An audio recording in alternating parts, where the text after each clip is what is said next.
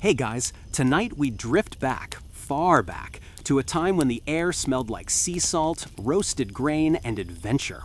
You're standing on the deck of a creaking wooden ship, your tunic fluttering in the warm Mediterranean breeze. Ahead, the horizon shimmers with something almost unreal, a sprawling city of pale stone, sunlight bouncing from its rooftops like scattered gold. You've arrived at Alexandria, Egypt's jewel, and home to the most ambitious experiment in human memory, a library meant to hold every piece of knowledge the world could offer. You probably won't survive this voyage if you forget to drink water, because this sun doesn't play around.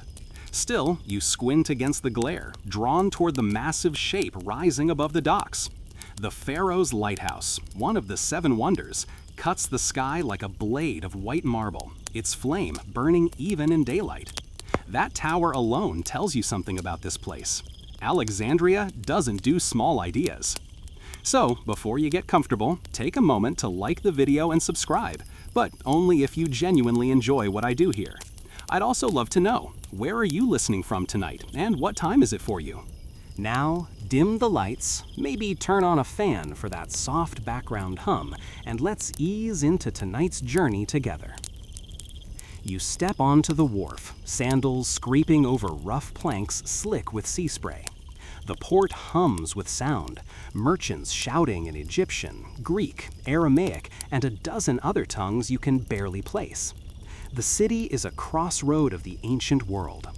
Olive oil from Crete, cedar from Lebanon, scrolls from Athens, spices from India, all flow through these docks. The air is so thick with the scent of salt and tar that even your thoughts feel a little sticky. Behind you, sailors haul amphora and crates stamped with royal seals. Ahead, the streets fan outward like spokes on a wheel, leading to the shining center of this new metropolis.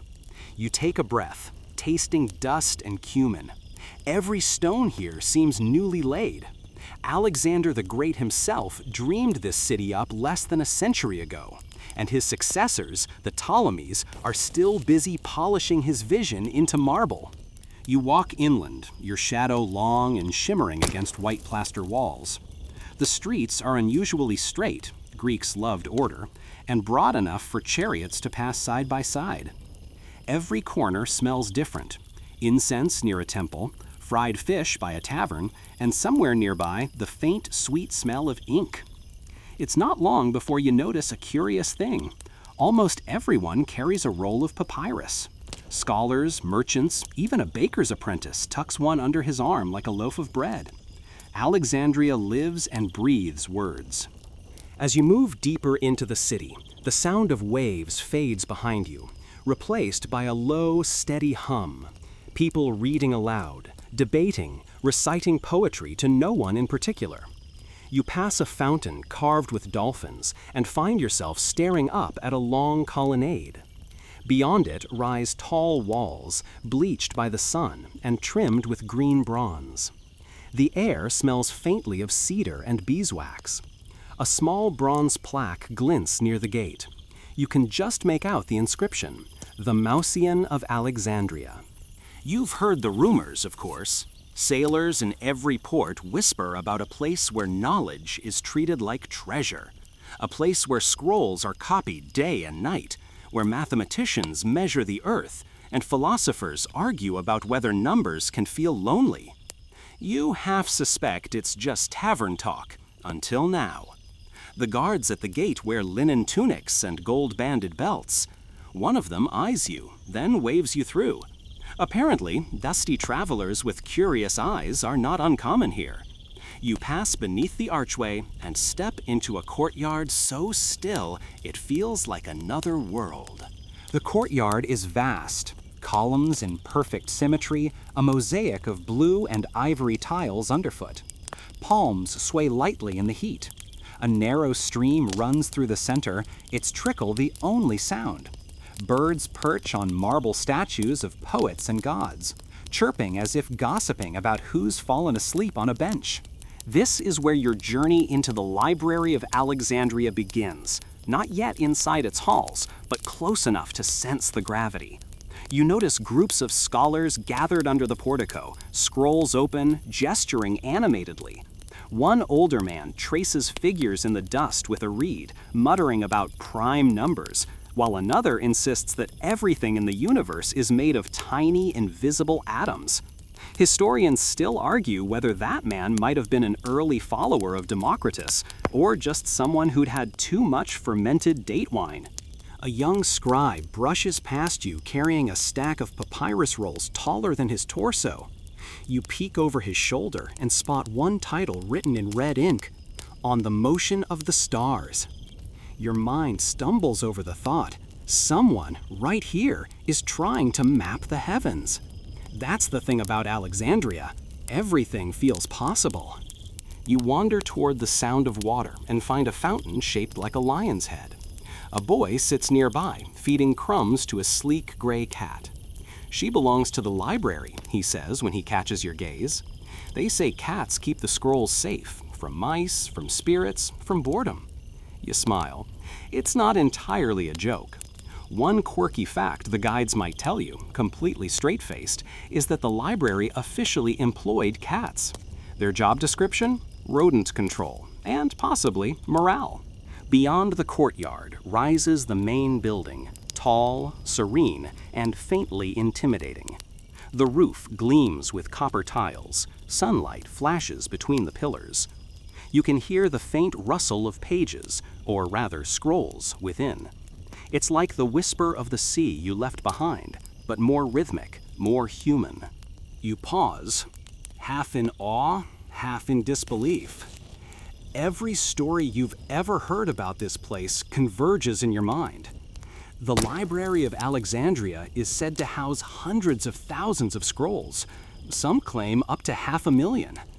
Historians still argue whether that number is even remotely accurate. Maybe it's more legend than math. But the idea is staggering either way. A civilization trying to collect every scrap of human thought. And not just Greek thought. The Ptolemies, the Macedonian dynasty ruling Egypt now, are obsessed with knowledge of all kinds. They send ships to seize scrolls from incoming traders, copying them before returning the duplicates to their owners. Sometimes, rumor has it, they forget to give back the originals. You can't help but grin at that. Alexandria's librarians might just be the world's first intellectual pirates. The city around the library hums with that same energy. Just outside the walls, papyrus makers hammer reeds into pulp. Perfume vendors hawk oil for tired scribes' hands. Every aspect of daily life seems tied to the pursuit of writing and copying and preserving. The economy of knowledge, you realize, is very literal here. You lean against a column, letting your mind drift. Imagine the hundreds of languages spoken inside those walls, the hum of philosophy meeting poetry, meeting mathematics. Imagine the smell of lamp oil and parchment, the weight of humid air thick with centuries of thought. Somewhere, a philosopher sneezes from too much dust. Somewhere else, a mathematician murmurs to a student about the shape of the earth, round, he insists, and measurable. You can almost feel time folding in on itself. A ship horn echoes faintly from the harbor. For a moment, you remember how small you are, standing before this marble monument to memory. The library isn't just a building. It's humanity's first serious attempt to cheat oblivion. To say, we were here, and we knew things, and we wanted to remember. And as you stand there, in the dappled shade of the Mausians' courtyard, it hits you. You're not just visiting a library. You're stepping into a dream. One built on scrolls, sweat, and sheer hubris. The belief that everything worth knowing could be kept safe in one place forever. Of course, we know how that turned out. But for now, under the bright Alexandrian sun, you let yourself believe. You follow the curve of the colonnade toward the heart of the Mausion, each step echoing faintly against marble. The air cools as the shade deepens, and you notice how the city noise fades to a soft murmur, like waves against distant sand. This is where scholars come to think, and even the wind seems to hush in respect. The gates of the great library rise before you, not the public archive of dusty scrolls most people imagine, but a living organism of thought. Two carved wooden doors, banded in bronze, stand half open. The scent that drifts out is unmistakable: papyrus, old ink, and beeswax polish. You breathe it in, and it feels like stepping inside someone else's memory. As you enter, the world changes. The light shifts, filtered through linen curtains that hang high above. It falls in soft beams across the room, revealing rows upon rows of tall wooden shelves. The sound of your footsteps becomes part of the rhythm here. Whispers of scholars, the faint crackle of papyrus unrolling, the scrape of a reed pen across a copyist's desk. You stop just inside the threshold and take it all in. The architecture feels almost impossible. Vaulted ceilings painted with constellations, statues of muses in every alcove, their marble eyes forever gazing toward wisdom. The columns are inscribed with Greek, Demotic, and even Sanskrit characters. Someone, clearly, wanted this to be a place where no language ever felt foreign. A young librarian with a narrow beard glances up from his work and gives you the briefest of nods, as though visitors wandering in from faraway ports are a regular occurrence. He dips his pen in a tiny jar of black ink and continues writing in steady strokes, copying a treatise by Aristotle onto fresh papyrus. You notice the precision, each line spaced evenly, each letter perfectly upright. It's said that some scribes here could reproduce an entire scroll by hand in a single night. Historians still argue whether that's possible or just romantic exaggeration, but when you see his speed, you start to believe. Farther inside, the library expands into a series of connected halls, each quieter than the last.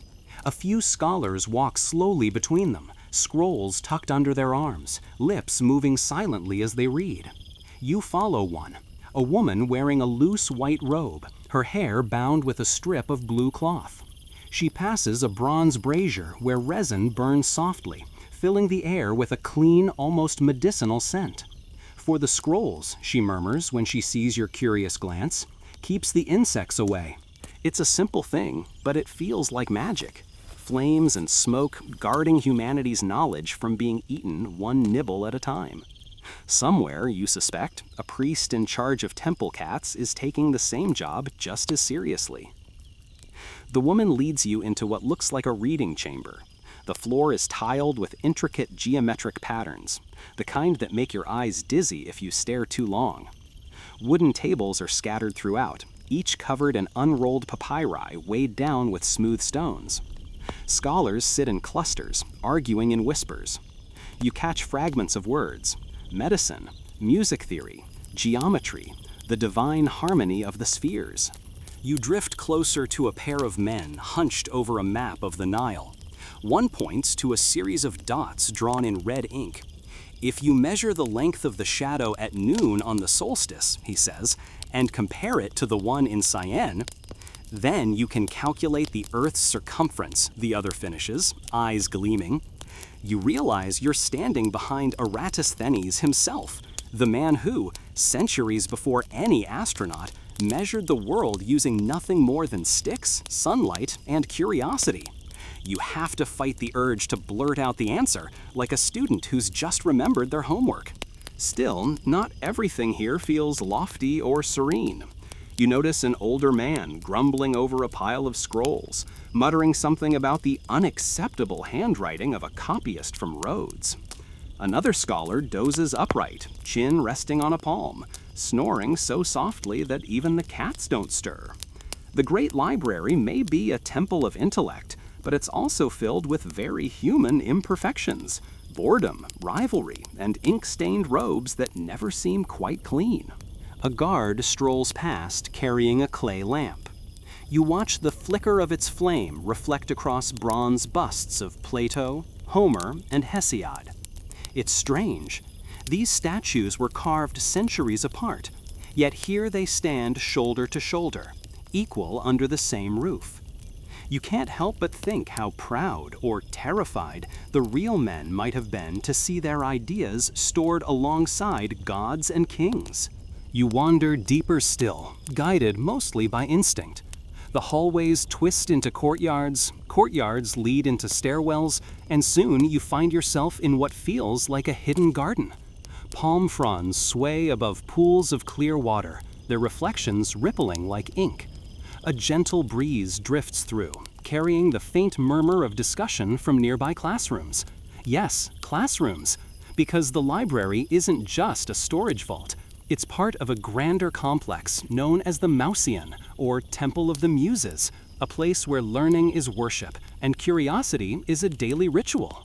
Students sit cross-legged on mats, listening to an elderly philosopher recite lines from Homer. He pauses, taps his reed pen against the ground, and asks, "What is wisdom?" The students groan softly, as if this is the 1,000th time he's asked that question. You smile. Apparently, even in ancient Alexandria, teachers love to torment their students with riddles that have no real answer.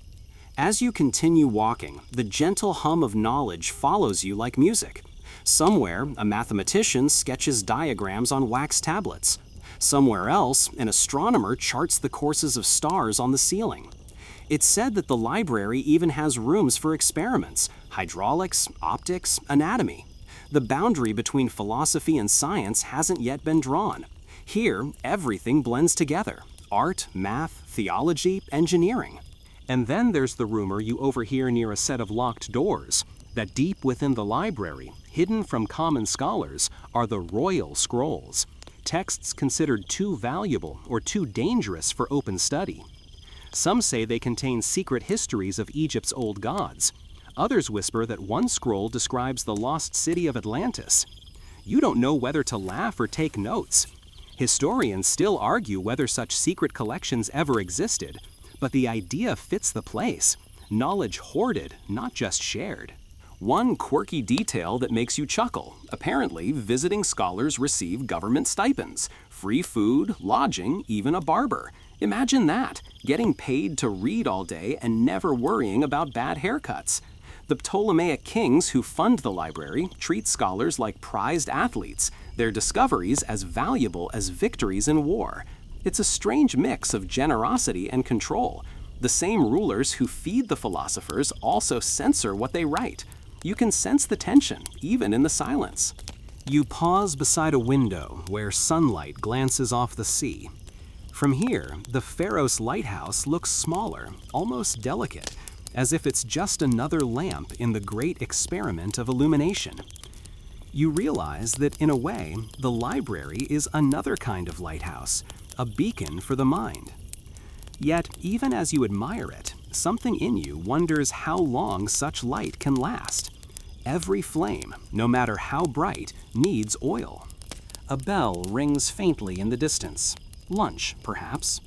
The scholars rise slowly, stretching limbs cramped from hours of reading. You join them, walking toward the courtyard where servants lay out bread, olives, and wine. Someone offers you a seat beneath a fig tree. Conversation hums around you. Theories of the cosmos, fragments of poetry, debates about whether cats have souls. You take a sip of wine and feel a lazy warmth spread through you.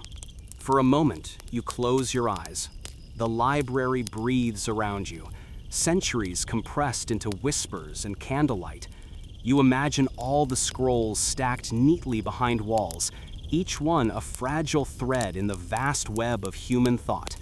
It's humbling, really, to stand in a place that believes every question has an answer, if only someone writes it down. And as you open your eyes again, gazing at the golden columns in the afternoon sun, you can't help but think, if heaven had a study room, it would look exactly like this. You step deeper into the library, and the air changes once more. The noise of the city, the shouting of merchants, even the murmurs of scholars in the courtyard, all fade behind you. In here, sound itself seems to move slower, like honey poured from a jar. You can hear the faint scratch of a reed pen on papyrus, the quiet crackle of an oil lamp's flame, and somewhere in the distance, a cat's low purr, echoing like a lullaby. The hall you enter now is grander than the others. a wide circular chamber with a domed ceiling painted deep blue and flecked with tiny golden stars. It's as if the architects wanted every scholar who entered to look up and remember why they studied the heavens in the first place. The columns are so tall you almost have to tilt your head all the way back to see their tops, and each one is wrapped in coiling patterns of ivy and lotus flowers. The first thing that strikes you, though, isn't the beauty, it's the temperature. The air here is cool and dry, carefully maintained to protect the papyrus. You notice small bronze vents along the walls, ingenious ancient ventilation shafts that keep the humidity down and the insects out. Historians still argue whether these early climate control tricks were intentional or just a happy accident of design. Either way, they work. The room smells faintly of cedar oil and dusted parchment. Before you lies the library's heart, the great archive hall. Thousands upon thousands of scrolls line the shelves, stacked horizontally in cylindrical cases, each tagged with a small clay label called a city boss. You reach out and brush your fingers against one. Smooth, cool, surprisingly fragile. The script is Greek, but others are written in Egyptian Demotic, Phoenician, and even what looks like ancient Persian cuneiform. Each one feels like a heartbeat pressed flat and rolled into eternity. You hesitate for a moment, unsure if you're even allowed to touch them. A voice behind you chuckles softly. "Go ahead," it says. "The words won't bite."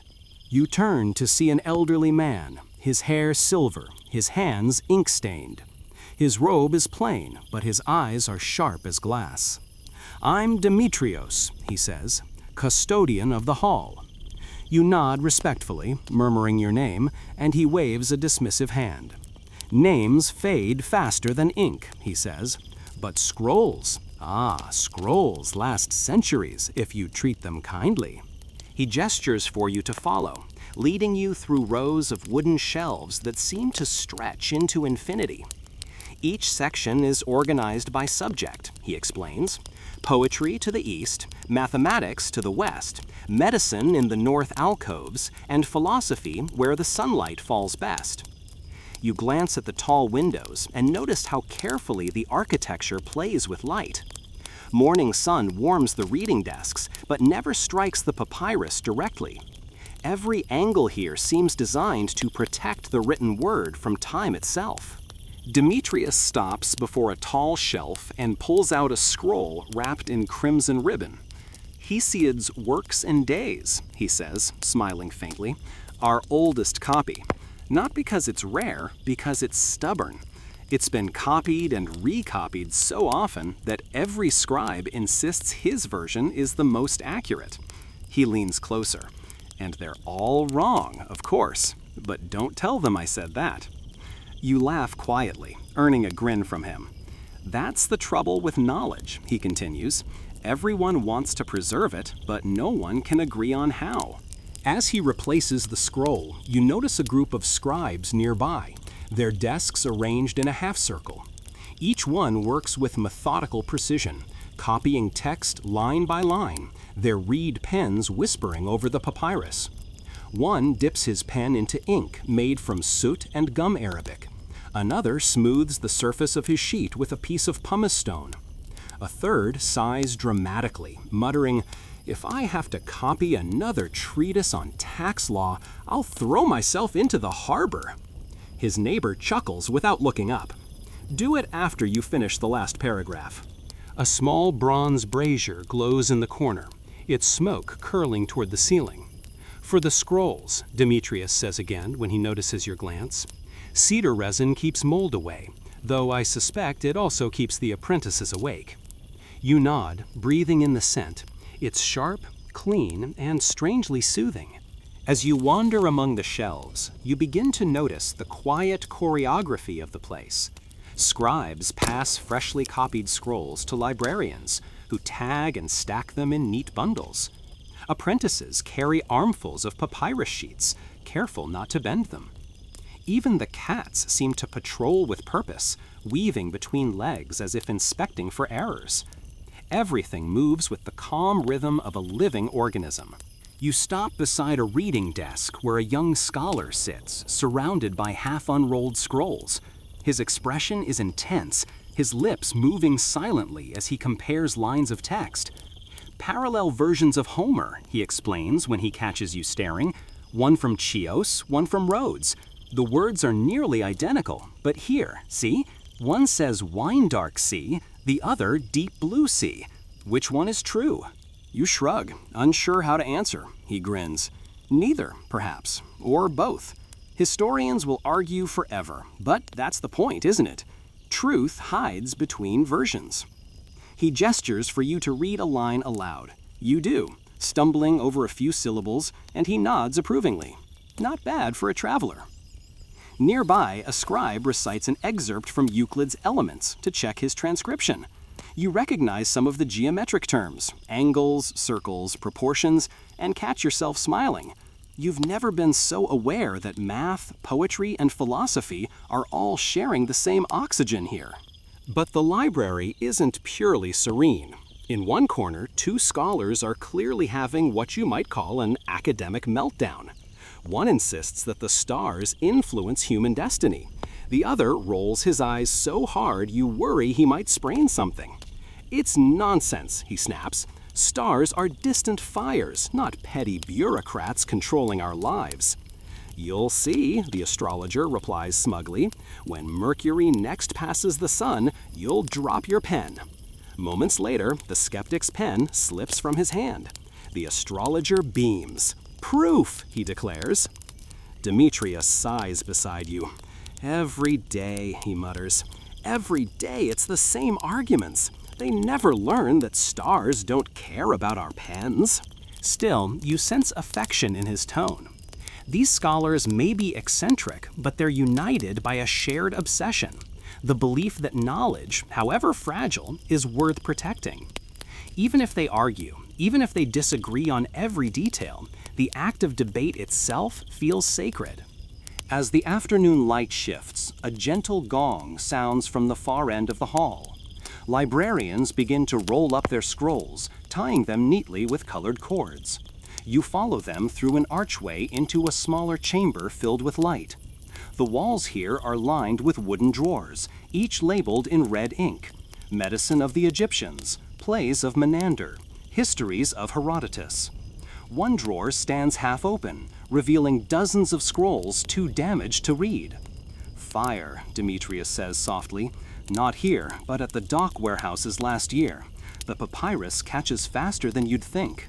You imagine it. A single spark, a dropped lamp, a moment of carelessness, and centuries of thought could vanish. The thought chills you more than the cold marble under your feet. Demetrios notices your silence. Knowledge burns, he says, but it never dies. Someone remembers. Someone rewrites. That's why we're here. He pats your shoulder, then turns away to scold a young scribe for sneezing too close to a scroll.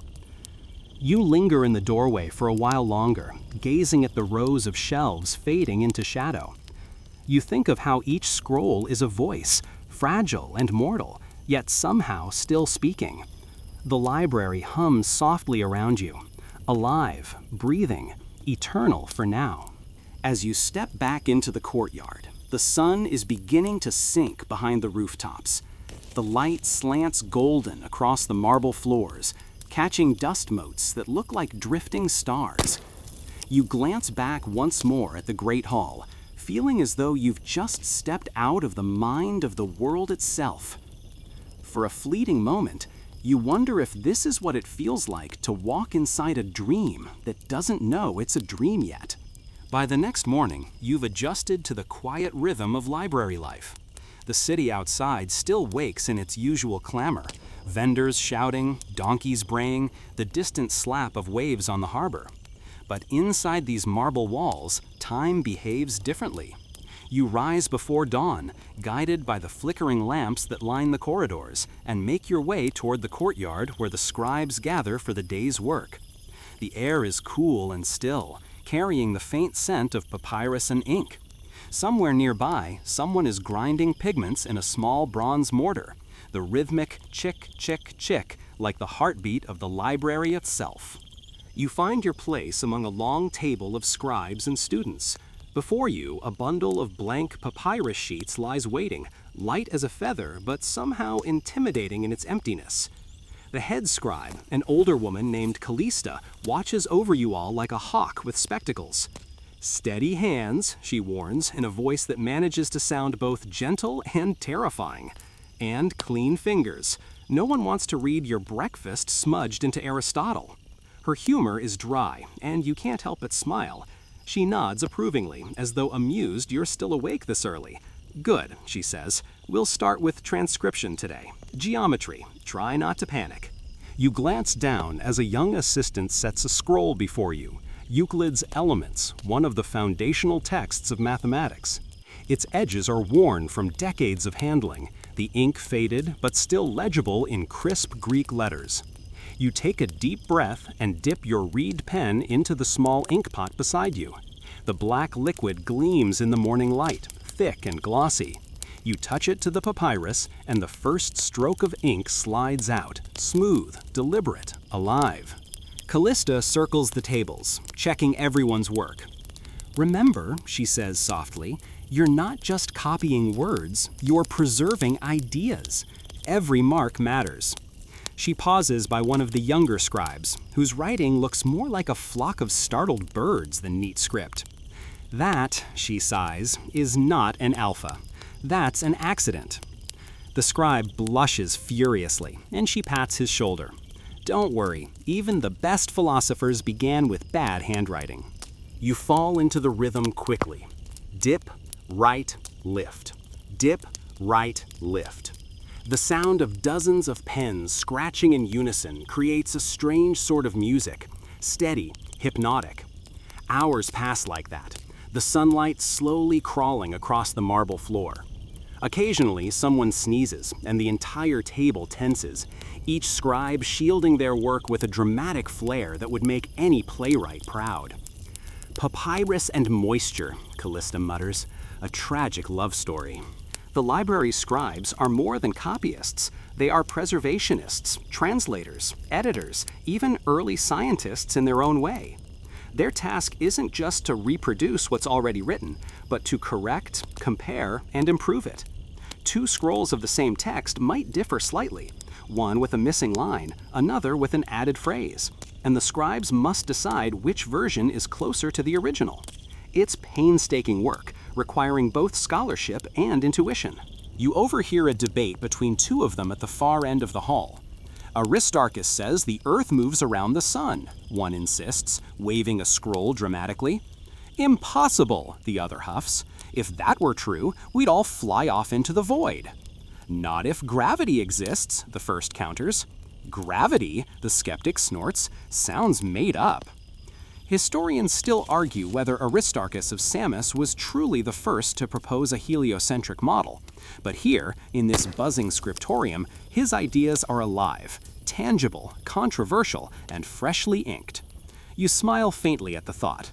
The world's first scientific argument, echoing across centuries, now serving as background noise for your morning. By midday, your hand aches. You flex your fingers, noticing the small ink blot on your thumb that refuses to wash off. Across the room, a young woman named Nephoris sets down her pen with a sigh. "Lunch?" she asks, glancing at you hopefully. You nod eagerly, and the two of you step outside into the sunlight. The library's courtyard is a paradise of calm. Olive trees cast dappled shade across smooth stone benches, and a trickling fountain murmurs softly in the center. Scholars sit in clusters, eating bread and figs, talking about everything from medicine to music. One man is explaining how the heart pumps blood through the body, gesturing with half a loaf of bread as if it's an anatomical diagram. Herophilus says the pulse tells all, he insists, each rhythm a clue to the body's hidden balance. His friend nods thoughtfully, biting into his own bread. "And yet," he replies, "mine just says I need more olives." You and Nephoris find a quiet spot near the fountain. She's been working on a copy of Herodotus's Histories, and she tells you how tricky it is to keep the narrative straight. He writes about everything, she groans. Egyptians, Persians, talking foxes. It's like he couldn't decide what kind of book he wanted to write. You laugh, tearing off a piece of bread. Maybe that's what makes it interesting. As you eat, a small cat approaches, winding between your ankles with a soft purr. Its fur is dusty gold, its eyes bright green. Ah, Nephrys says, tossing it a crumb. That's Ptolemy's cat, or maybe Aristotle's, no one can agree. You watch as the cat stretches lazily in the sun. Somewhere you recall hearing that cats were semi-official library residents, beloved pest controllers guarding the scrolls from hungry mice. A quirky tidbit perhaps, but one that makes perfect sense when you see this regal creature patrol the courtyard like a librarian in fur. After lunch, the air grows warm and heavy, and many of the scholars retreat indoors to escape the heat. You follow Nephrys to a quieter chamber, a translation room, she explains, where Egyptian, Hebrew, and Babylonian texts are rendered into Greek. The air hums with concentration. At one desk, a translator murmurs Aramaic phrases under his breath, trying to find Greek equivalents that don't exist yet. At another, two men are arguing, one clutching a scroll, the other gesturing furiously. It doesn't mean king, it means ruler of time, the first insists. The other rolls his eyes. Then we'll invent a word. This room feels different, more experimental, more daring. It's where ideas cross languages, where meaning itself is stretched and reshaped. You can almost feel the weight of history in motion. Historians still debate how many languages were represented here, but some believe the library's translators laid the groundwork for the Septuagint, the first Greek translation of the Hebrew Bible. Imagine that, a sacred text transformed, line by careful line, by candlelight. You watch as a translator dips his pen and whispers each word before writing it down, like a prayer. His voice is barely audible, but there's a rhythm to it, steady, reverent. The scriptorium hums softly around him, a chorus of human minds trying to bridge worlds with ink. By sunset, your head swims with new knowledge. You've spent the day surrounded by scholars who seem to live and breathe curiosity, people who'd rather debate the movement of stars than discuss their dinner plans. Yet, for all their intensity, there's a serenity here, too. Every page, every conversation is an act of devotion to learning, to memory, to something bigger than themselves. You linger in the courtyard as twilight falls. The lamps flicker to life, one by one, their golden glow catching the edges of the columns. Somewhere above, the first stars begin to appear, faint but steady. You think of the scholars inside, copying their scrolls by lamplight, and of Aristarchus's voice echoing through time. The earth moves. The cat reappears, curling beside your leg, its purr a soft vibration against the quiet. You reach down to scratch behind its ear and whisper, half to yourself, "So, this is what forever sounds like." The cat blinks slowly, unimpressed. You chuckle under your breath. Fine, you say. Maybe not forever, but it's close. The next day dawns with a strange stillness. The harbor outside the library glimmers under the first light, ships rocking gently as gulls wheel above the masts.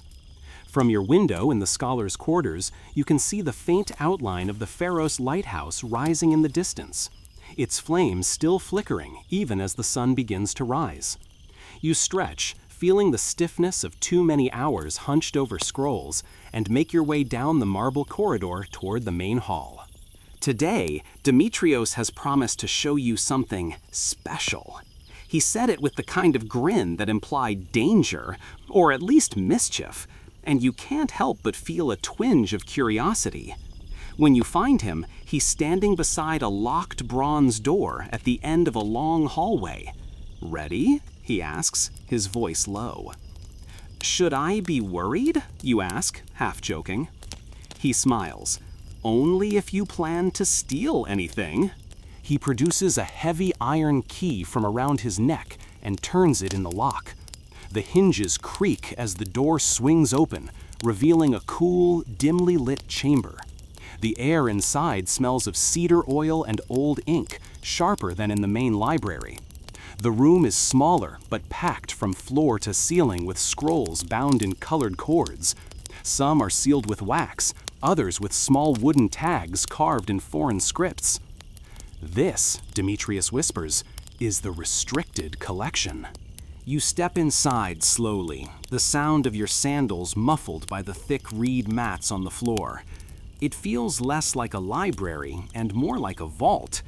The light from the oil lamps flickers across the scrolls, each one casting a long shadow like a sleeping snake.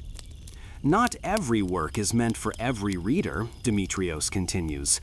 Some texts are dangerous, others delicate. He gestures toward a small shelf where several scrolls are bound in crimson ribbon. These are the so-called forbidden works, treatises on alchemy, astrology, and, of course, politics. Nothing ruins a philosopher faster than too much truth. You raise an eyebrow. So the library censors knowledge? Not exactly, he says, brushing dust from a scroll's edge. We protect it from misuse. Imagine a curious student reading an experiment in metallurgy and deciding to recreate it near a lamp flame. Or a priest reading a Babylonian tablet that says the gods were just stars with names. There are ideas the world isn't quite ready to hear. Historians still debate whether such a secret section truly existed, but the idea has persisted for centuries that somewhere deep within the Library of Alexandria, a collection of hidden texts explored forbidden sciences and lost philosophies. Whether legend or truth, standing here now, surrounded by so much ancient mystery, you understand why the myth refuses to die. Demetrios lifts one scroll gently and places it in your hands. This one came from India, he says, a treatise on numbers, strange symbols, unfamiliar calculations. The scholars here can't fully decipher it yet, but we suspect it contains the seed of something remarkable. You carefully unroll it a few inches, and your eyes widen. The writing is neat and precise, dotted with small circles and lines that form patterns unlike anything you've seen. Mathematics, you guess? Or magic, Demetrios says with a shrug. Some would say they're the same thing. He chuckles softly, the sound echoing off the stone walls. Knowledge travels farther than armies, he says. Scrolls like these come from caravans that cross deserts, ships that sail past the edge of maps. Every traveler brings a fragment of the world, and here we piece them together. He leads you toward a smaller alcove at the back of the chamber, where a narrow skylight casts a single shaft of golden light onto a table. There, an elderly scholar is at work, carefully copying symbols onto a fresh sheet of papyrus. His beard trembles as he mutters calculations under his breath. That's Zeno, Demetrius whispers. He's been trying to prove infinity exists, still hasn't stopped. You watch in quiet fascination as Zeno pauses, stares at his parchment, and then sighs heavily. If I walk halfway to the door, he murmurs, then halfway again, then halfway again. He looks up, meeting your eyes. I'll never actually leave this room, will I? Only in theory, you say, and he smiles wearily. Leaving Zeno to his philosophical suffering, Demetrios leads you through another passage lined with clay tablets, older still than the papyrus scrolls. These came from Mesopotamia, he explains. Before ink, before papyrus. People pressed their words into wet clay and trusted the sun to preserve them. You trace your fingers along the wedge-shaped marks, feeling the indentations. It's like touching someone's voice, you murmur. Exactly, he says softly, a voice carried across 3,000 years. Nearby, another shelf holds fragments of parchment written in languages you can't recognize. Hebrew, Aramaic, maybe even early Latin. One particularly fragile piece catches your eye. Faint writing describing how to construct a device that measures the movement of the stars. An astrolabe, Demetrius says, noting your interest. A gift from Rhodes. Not all knowledge is meant to be read. Some is meant to be built. A faint hum of excitement builds in you as you realize what this room truly represents. a crossroads of civilizations, a melting pot of the ancient world's wisdom. Egypt, Greece, Persia, Babylon, India, all converging here under one roof. And then you notice something peculiar, a locked chest near the corner, half hidden behind a tapestry. What's in there, you ask? Demetrius hesitates for the first time. That, he says slowly, contains the scrolls we cannot read. You tilt your head. Why not? No one knows the language. No one even knows where they came from. His gaze lingers on the chest, his expression unreadable. Some say they're remnants of Atlantis. Others think they're forgeries. Either way, they whisper too much. The idea sends a shiver down your spine. You picture forgotten alphabets, strange symbols that even Alexandria's brightest minds can't unravel. The thought is both thrilling and unsettling. Come, Demetrius says finally. Too much mystery before lunch gives you indigestion. He closes the bronze door behind you, turning the key until it clicks. The hallway outside feels brighter, louder, almost comforting after the weight of that hidden room. As you walk back toward the main hall, you pass a pair of scholars deep in conversation. If we record every discovery, one says, won't the library one day contain all knowledge? His friend snorts. Then what will we do? Read forever? You can't help smiling. The idea doesn't sound so bad. Later that afternoon, you sit once more at your desk, but your thoughts wander. You can't stop thinking about the secret chamber, the scrolls from distant lands, the unreadable scripts, the tantalizing hint that somewhere within this building, truths lie waiting to be rediscovered. It's humbling, really. You realize how small any single mind is compared to the vastness of what humans have already learned, and how much has been lost. As the sun dips low, casting long amber streaks across the marble floors, you hear the faint meow of Ptolemy's cat in the distance, announcing the end of the day's work. You close your scroll gently, set your pen aside, and lean back. The library seems to exhale around you, a living creature settling into rest. And somewhere deep below, in a sealed bronze chamber, secrets sleep on, wrapped in dust and silence. Morning in Alexandria arrives on the backs of gulls. You wake to the sound of their cries outside the scholars' quarters, sharp and echoing against the marble walls. The air smells faintly of salt and ink, a combination that feels strangely comforting now. As you stretch, the sunlight spills through the narrow window, bright and gold, catching the dust in lazy spirals. Somewhere below, the library stirs to life. The rhythm of footsteps, the scrape of benches, and the unmistakable squeak of cats demanding breakfast, all signs that another day of study has begun. Today, Demetrius has assigned you to assist a visitor, an astronomer newly arrived from Rhodes. His name, you're told, is Eratosthenes. You've heard of him already. Everyone has. The man who measures the earth with shadows. The polymath who seems to know a little of everything and a lot about most things. When you arrive in the central courtyard, he's already there, standing near the sundial and squinting at the sky as if trying to have a personal conversation with the sun. "You're late," he says without looking at you, though his tone is light. "But that's all right. The stars waited a few billion years for us, so what's a few minutes more?" "I introduce myself." He grins, his face lined from too much time outdoors.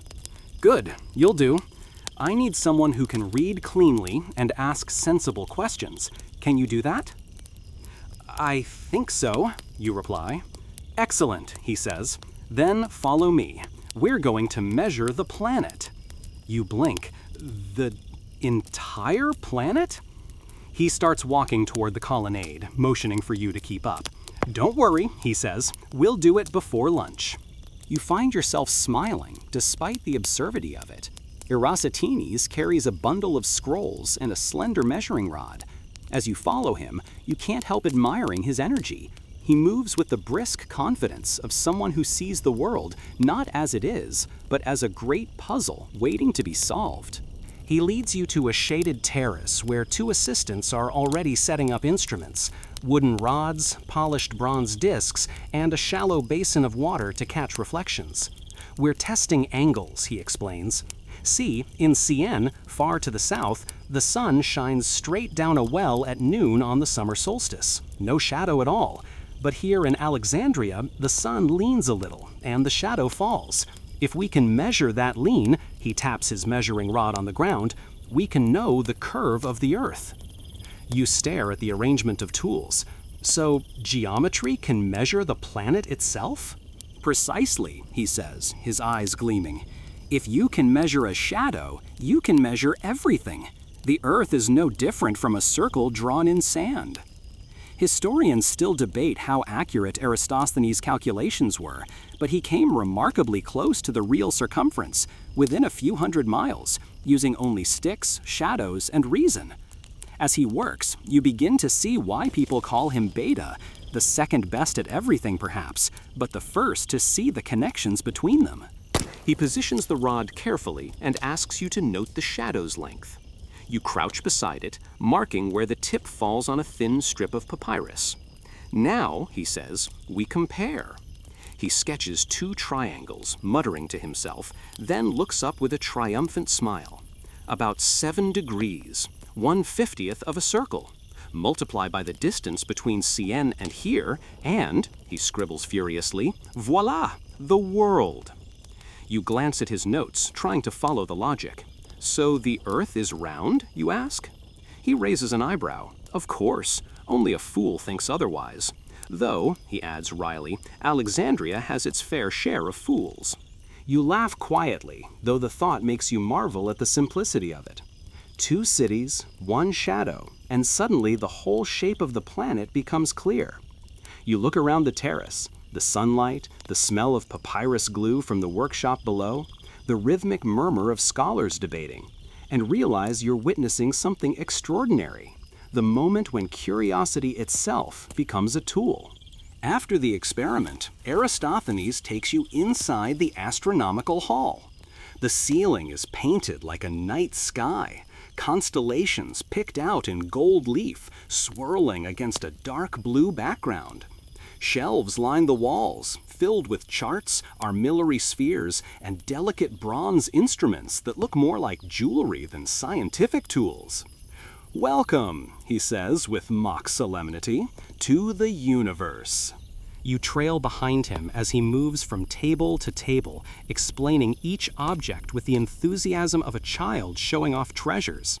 This one measures the tilt of the ecliptic, he says, pointing to a complex ringed device.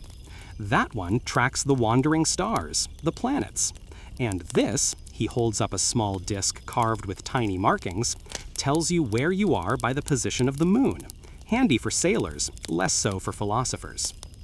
You pick up a rolled parchment from a nearby table. Unfurling it, you find a star map, a delicate web of lines connecting small hand-painted dots. Beautiful, you murmur. It's Hipparchus's work, Eratosthenes says. Brilliant fellow. He's convinced the stars move in patterns too subtle for most men to notice. He might even be right. Historians still argue whether the library's astronomers truly predicted the precession of the equinoxes, but the idea certainly lived here, in rooms like this, where the ceiling mirrored the heavens and every scroll was a stepping stone into infinity. As you walk, you overhear 2 younger scholars arguing softly. One insists that the sun revolves around the Earth. The other shakes his head vehemently. You can't prove that, the first protests. No one can stand far enough away to see. The other replies calmly. You don't have to stand far away, you just have to think far enough. You glance at Eratosthenes, who smiles faintly. That's the spirit of this place, he says. Doubt everything, measure what you can, imagine the rest. Later, as the afternoon heat builds, you help him roll up his charts and return them to their shelves. He pauses before one particularly old scroll, a Babylonian tablet translated into Greek. They watched the skies long before us, he murmurs. Counted the days, tracked the moons. The heavens are the oldest library of all. You nod quietly. Do you ever worry that we'll forget what we've learned? Eratosthenes looks at you with a strange gentleness. Everything is forgotten eventually, he says, but the universe keeps whispering. Someone always listens again. You carry his instruments back to the courtyard as the sun begins to set. The light glints off the marble columns, turning them honey gold. Somewhere nearby, a scribe calls for more ink, and a cat yawns so loudly you're convinced it's mocking everyone's hard work. Aristophanes chuckles. You know, he says, the library may one day crumble, but that cat will still think it's in charge. You grin. Some things are eternal. As the sky deepens into twilight, he gathers his scrolls under one arm. Come back tomorrow, he says. We'll weigh the stars next. You laugh, thinking he's joking, but his expression suggests otherwise. That night, as you lie in your cot, you can't sleep. Your mind drifts through the day's lessons, the geometry of shadows, the sweep of constellations, the dizzying idea that human thought could measure the world itself. You picture the Earth as a sphere turning silently through space, tiny but luminous, like a grain of sand caught in sunlight. Outside, waves crash softly against the harbor, and the faint cry of gulls fades into the distance. Somewhere, perhaps on another shore, someone else is looking up at the same stars, wondering what they mean. And here, in the heart of Alexandria, the library listens too, filled with shadows, scrolls, and the eternal hum of curiosity. You wake to the scent of papyrus glue and honeyed bread. Someone down the corridor is already boiling ink in a bronze pot, and the rhythmic tap of a pestle against a mortar echoes faintly through the halls. The library never truly sleeps. It just hums at different volumes. Today, the hum feels brighter, more purposeful. There's talk of a new arrival, an inventor from Syracuse, rumored to have brought strange machines and stranger ideas. By the time you reach the main courtyard, a small crowd has gathered. Scholars, students, and a few overly curious cats circle around a table piled with contraptions, glass flasks, bronze spheres, pulleys, and tubes filled with colored water. In the middle of it all stands a man with wild hair and an even wilder grin, Archimedes. Ah, you're the assistant, he says, spotting you at once. Good, you can hold things that might explode. You blink. Explode? Probably not, he says cheerfully, but one must always account for enthusiasm. The crowd chuckles softly, though a few scholars discreetly take a step back. Archimedes waves you closer. Here, look at this, he says, gesturing to a bronze sphere mounted on a stand. A model of the heavens. The Earth in the center, the planets moving in circles around it. Simple enough, yes? You nod, peering at the delicate rings and tiny engravings. It's beautiful, you say. Beauty is just cleverness you can see, he replies, spinning the device. The tiny orbs rotate smoothly, casting dancing reflections on the marble walls. Now, watch this. When I turn this crank, he twists a small lever, and the inner rings begin to move at different speeds. There, the dance of the cosmos, tamed by bronze. The onlookers murmur in awe. You can't help but stare, mesmerized by the precision of it. How did you build this, you ask? He shrugs modestly. Observation, patience, and far too little sleep. The universe runs on rules. I merely borrowed a few. Historians still debate whether Archimedes ever truly created a working model of the heavens. But even in this imagined moment, his genius feels palpable, half scientist, half magician. He wipes his hands on his tunic and moves to another device, a tall cylinder filled with water and a long spiral tube. Now this, he declares proudly, is my water screw. Turn the handle and the water climbs upward. No buckets, no ropes, no broken backs, just geometry with ambition. You try it yourself, turning the handle slowly. The spiral rotates inside the tube, and sure enough, water begins to rise from the basin below. You can't help but grin. That's ridiculously clever. Archimedes beams. Clever is good. Useful is better. You see, my friends, he turns to the gathering. The library collects ideas, but ideas grow stronger when they get their hands dirty. Theory without application is like a lamp without oil. The scholars murmur in agreement. Even Demetrios, standing in the back, gives a grudging nod. For the next hour, you assist as Archimedes demonstrates one invention after another. A system of pulleys that lets one man lift a heavy stone, a mirror that focuses sunlight enough to light a wick, and a floating bronze sphere that somehow refuses to sink. Each time he grins like a child watching a magic trick. Nature, he says at one point, isn't cruel or kind. It's cooperative if you speak her language. When the crowd finally disperses, you help him pack his tools. You make it look easy, you tell him. Ha, he snorts. Easy is what things look like after you've failed 100 times. That's the secret. He gestures toward the library's high walls.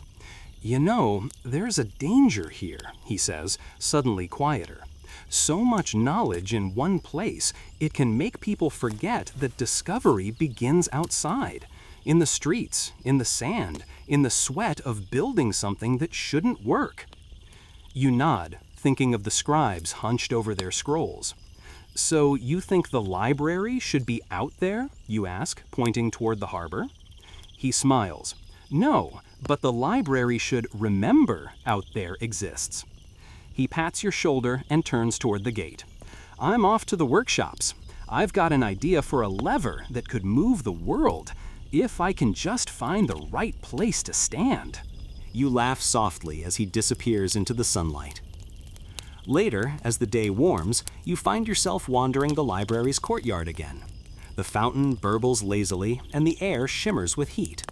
A group of apprentices are gathered under a fig tree, sketching designs for water clocks and sundials. You pause to watch as one of them explains a diagram. If we can control the drip rate, she says, we can measure time more accurately than with shadows. Her friend frowns. But won't the water evaporate? Then, she replies with a smirk, we'll measure humidity instead. Their laughter drifts through the courtyard, light and youthful. For a moment, the library feels less like a monument and more like a schoolyard, alive, messy, full of trial and error. You sit beside the fountain, dipping your fingers into the cool water. Ripples spread outward, distorting your reflection. You think about Archimedes' words, the balance between thought and action, ink and invention. You realize that this, too, is part of the library's purpose, to be a bridge between worlds. Across the courtyard, you spot Nephoris again. She's balancing a small bronze mirror in her palm, angling it to catch the sunlight. Testing Archimedes' claims, you ask, approaching? She grins. Trying to see if I can set your scroll on fire from here. Comforting, you say dryly. She laughs, lowering the mirror. Don't worry, I prefer words that burn slowly. The two of you fall into easy conversation about the day's demonstrations, about the strange harmony between science and philosophy here. Everyone thinks the library is just scrolls, she says, but it's more like a living experiment. Each of us is a question waiting to happen. You look at her, impressed by the thought. That's poetic, you say. Don't tell the poets, she replies. They'll try to claim it. As twilight approaches, you hear the distant call of sailors from the harbor. The sky glows orange, and the sound of waves mingles with the murmurs of scholars finishing their day's work. You linger a while longer, watching the reflection of the library's columns ripple on the fountain's surface. You imagine Archimedes somewhere nearby, bent over another impossible idea, one that might not make sense for centuries. You think of the countless minds working in parallel within these walls, each chasing their own piece of truth. Historians still argue whether the library truly housed mechanical wonders like Archimedes' devices, but the idea feels right here, machines of curiosity turning quietly in the heart of Alexandria. The cat appears again, hopping onto the edge of the fountain and lapping at the water. Its reflection shimmers beside yours, calm and timeless. You're always watching, you whisper, a witness to everything. The cat flicks its tail, unimpressed, and continues drinking. You chuckle softly. Fine, you say. maybe you're just here for the water. As night settles, torches flicker along the colonnades, casting golden light across the marble. The library hums again, a low, steady murmur. Scribes copying by lamplight, philosophers debating softly, the ocean sighing somewhere beyond the walls. You close your eyes for a moment, letting the sounds blend together. It's the same music that's been playing here for generations, the sound of thought turning into memory. And as the stars rise above the city, you realize this place doesn't just collect knowledge, it invents it. You wake before dawn to the sound of wind slipping through the colonnades, a soft hiss that almost sounds like whispering. At first, you think it's the sea, but then you realize it's coming from deeper within the library. The building seems to breathe before sunrise, exhaling centuries of secrets into the cool air. You wrap your thin linen cloak around your shoulders and follow the faint sound down one of the lesser-used corridors. Here, the marble is worn smooth by footsteps long vanished, and the walls bear faint traces of older paint, Egyptian blue beneath newer plaster.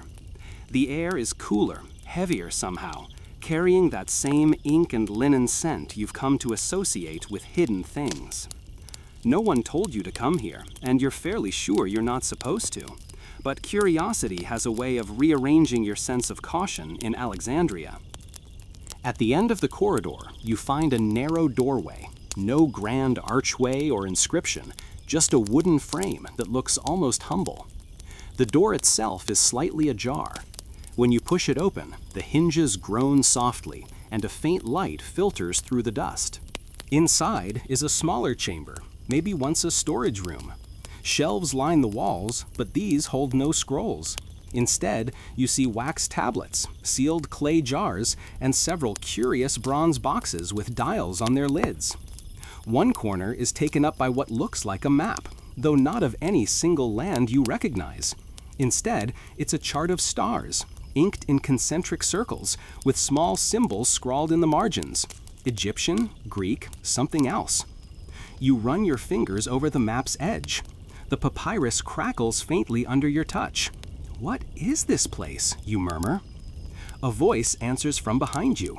It's where we keep what we're not sure we should know. You turn sharply. In the doorway stands Nephris, her arms folded, an oil lamp in her hand. The golden light dances over her face, making her look half statue, half ghost. "I thought you were still asleep," you say. "I was," she replies, stepping inside, "until I noticed you weren't." She holds up the lamp. Curiosity again. It always leads people here eventually. You glance around the chamber. What is all this? She sets the lamp on a stone pedestal, its flame illuminating the strange objects. "These are the unverified things," she says softly. "The scrolls too strange to be copied, too dangerous to destroy." They say one of the first librarians, Callimachus maybe, started collecting them. Myths, forbidden rituals, fragments of prophecies, things no one could quite classify. You crouch beside a sealed jar. The wax is stamped with the royal seal. "And no one reads them?" "Some do," she admits, quietly, "but it's frowned upon." You raise an eyebrow. "By whom?" She hesitates, then says, "By whoever's paying for the ink, I suppose." You both share a small, knowing smile.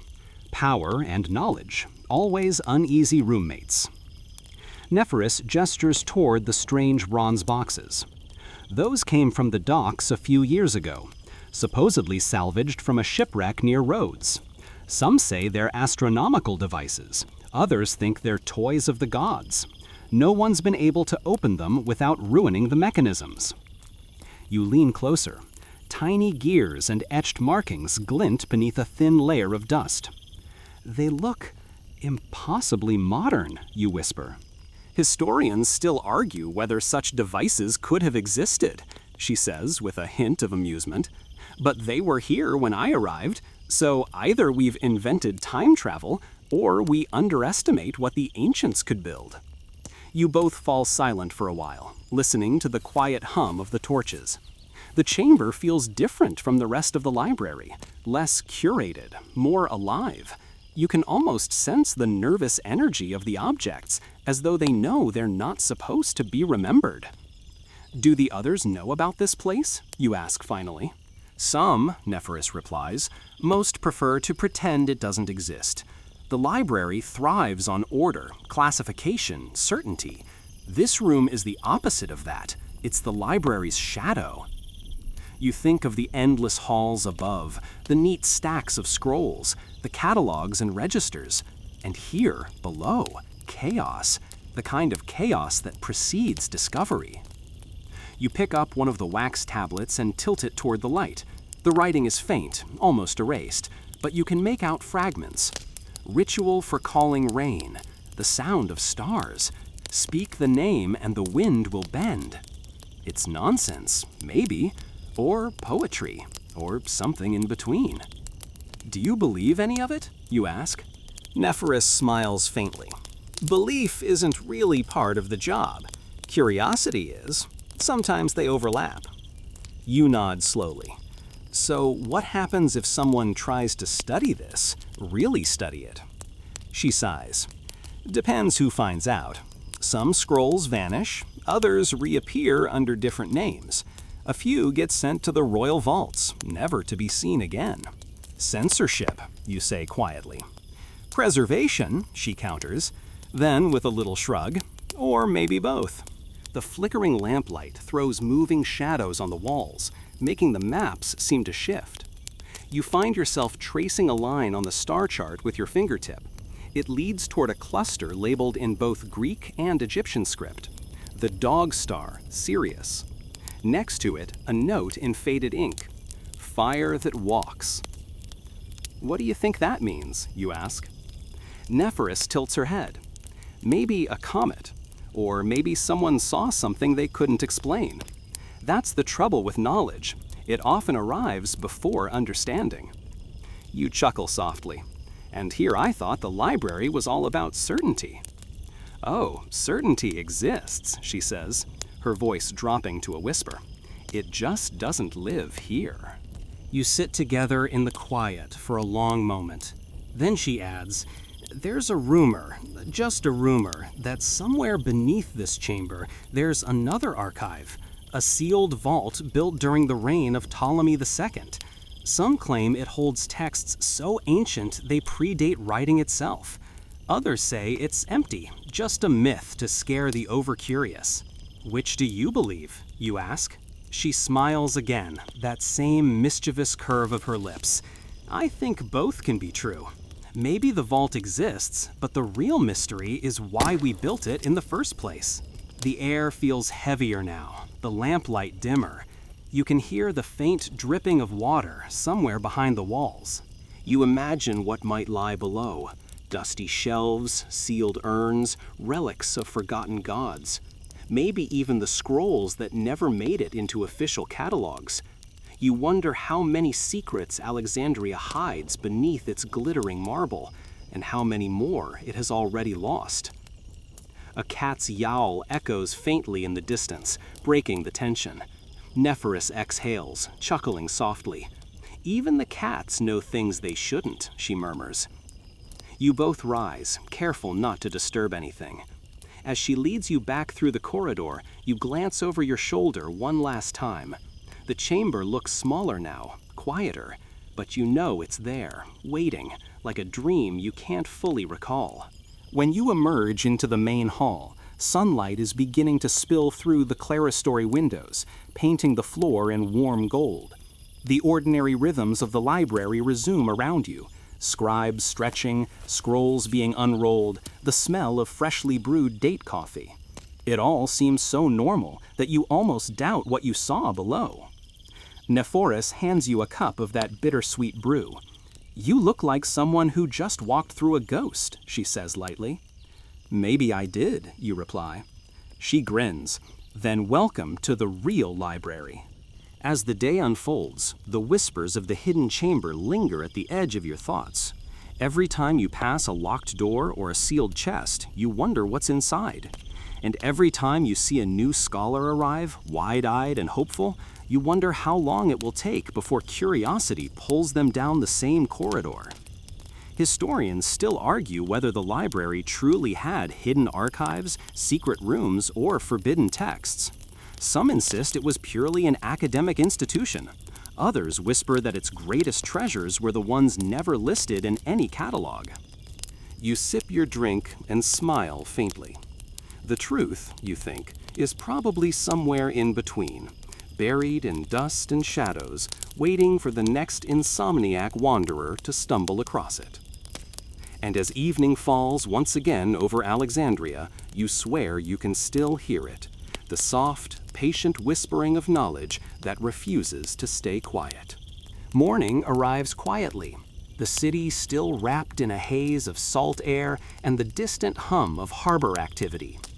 You awaken to the low murmur of students preparing for another day of transcription, and the faint scent of parchment mixed with honey from the breakfast tables drifts through the corridors.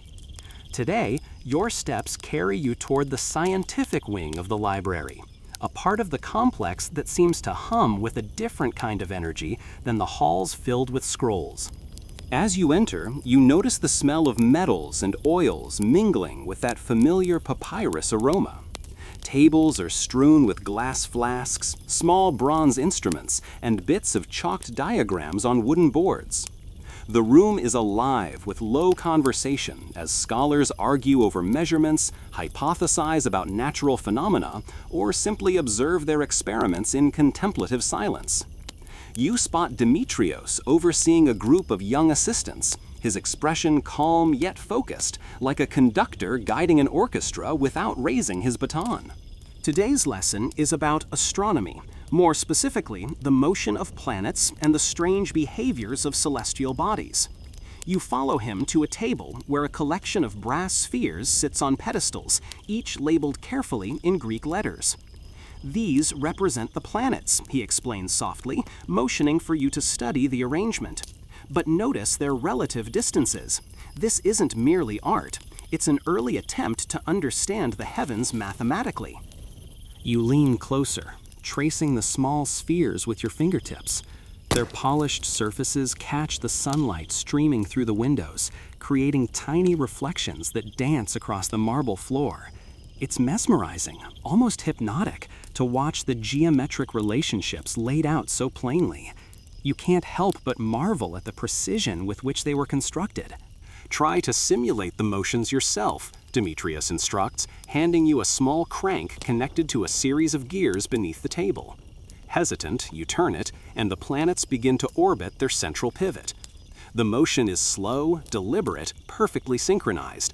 You feel a sudden thrill. Something about turning these gears and watching the cosmos move, however artificially, feels intimate, almost sacred. Nearby, a young woman scribbles furiously in a notebook, translating the observations into calculations. She pauses to explain.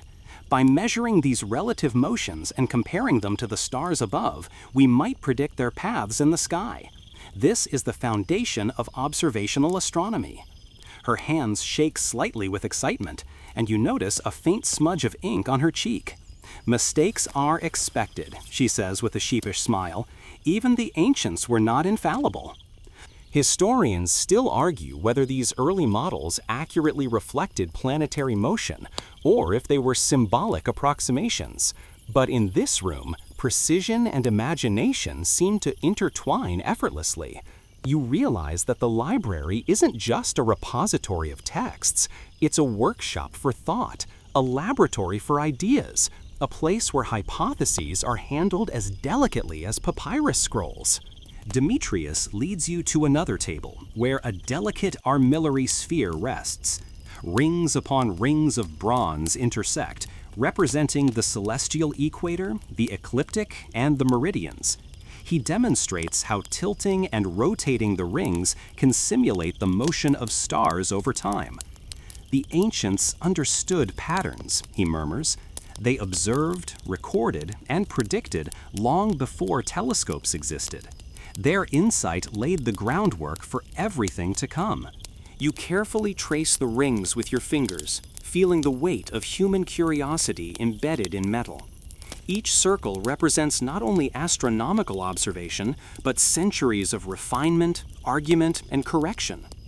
Nearby, a pair of apprentices debate the proper way to measure an eclipse.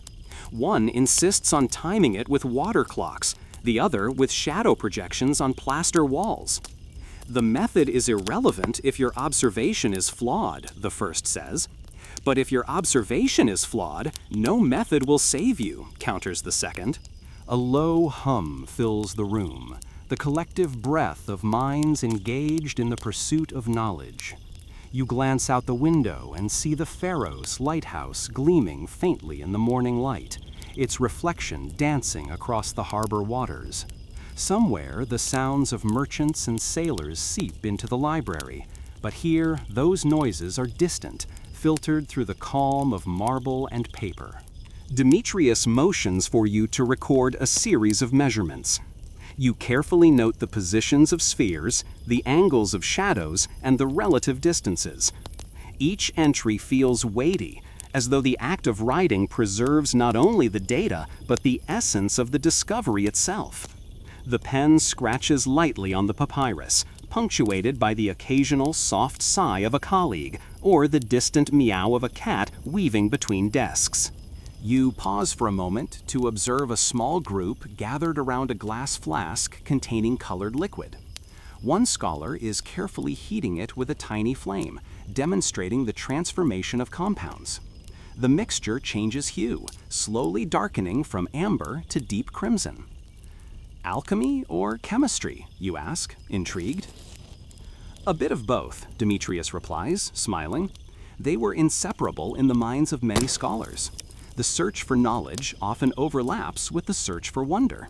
Historians still debate whether the library actively supported practical experiments like these, or if they were side projects, tolerated at best. But the very existence of such work here reflects a culture that valued inquiry in all its forms. You feel fortunate to witness it firsthand. As the day unfolds, you assist with observations, record data, and even attempt to sketch a model of the solar positions based on calculations. Your hand grows tired, but your mind hums with satisfaction. Around you, the library breathes, alive with the steady rhythm of scholarly endeavor. The air feels thick with anticipation, the promise of discovery just beyond the reach of each mind, waiting to be grasped. By afternoon, the warm light begins to fade, casting long shadows across the marble floor. You lean back from your work, exhausted yet exhilarated. Outside, the harbor reflects the setting sun in molten gold and copper, and the distant wail of gulls reminds you that the city continues its noisy, imperfect life beyond these walls. As you prepare to leave the scientific wing, a young apprentice shows you a curious drawing of an armillary sphere adorned with strange markings. Some say it predicts eclipses centuries in advance, he whispers, eyes wide. Others say it's nonsense. But isn't that the point? To wonder? You smile, feeling the same thrill of curiosity. The library is more than ink and marble. It is imagination made tangible, questions made permanent. Even as night falls and scholars retreat to their quarters or quiet scriptoriums, the hum of inquiry lingers, weaving through the halls, waiting for the next mind willing to engage, to measure, to imagine. You step out into the courtyard, the last rays of sunlight reflecting off the fountain. The cat curls in your shadow, purring softly. Somewhere, an apprentice laughs quietly, testing a new water clock. And above it all, the sky stretches wide and infinite, filled with stars that someone, somewhere, will attempt to map, measure, and understand. Tonight, as you lie in your cot, you can almost hear the soft creak of the armillary spheres turning in the rooms above. You close your eyes, letting the patterns of planets, shadows, and reflections swirl through your mind, a gentle lullaby of human curiosity and celestial wonder. Dawn arrives in Alexandria with the low hum of the harbor and the smell of sea salt carried on a gentle breeze. You rise from your cot and stretch, feeling the familiar ache in your back from hours spent hunched over scrolls and instruments. Outside, the city is stirring. Merchants arranging their wares, sailors coiling ropes, and the occasional stray goat navigating the narrow alleys. But you are not in the streets. You are in the library, and today you are to follow Nephoris on a peculiar task, cataloging a new shipment of scrolls arriving from distant lands. You find her in the central hall, already unrolling a few carefully wrapped scrolls. The aroma of ink, sand, and dried papyrus wafts into your senses, an intoxicating mix that has begun to feel like home. "Good morning," she greets you, a faint smile playing on her lips. "Ready for adventure?" "Depends on your definition," you reply. She laughs softly. "Today it's mostly dust and numbers, but there is always a hint of mystery." A pair of porters arrives with a large crate, the wood worn and splintered from its long voyage. The crate bears markings from Babylon, and the scent of dried reeds and sun-baked clay fills the hall as it is opened. Scrolls wrapped in linen and tied with colored cords are carefully lifted onto the marble floor. You help Nephoris inspect each one, brushing off layers of dust and noting the small symbols on the seals. "Some of these," she explains, "come from places that may not exist anymore. Sometimes even the traders don't know what they're carrying. They just trust the library to understand."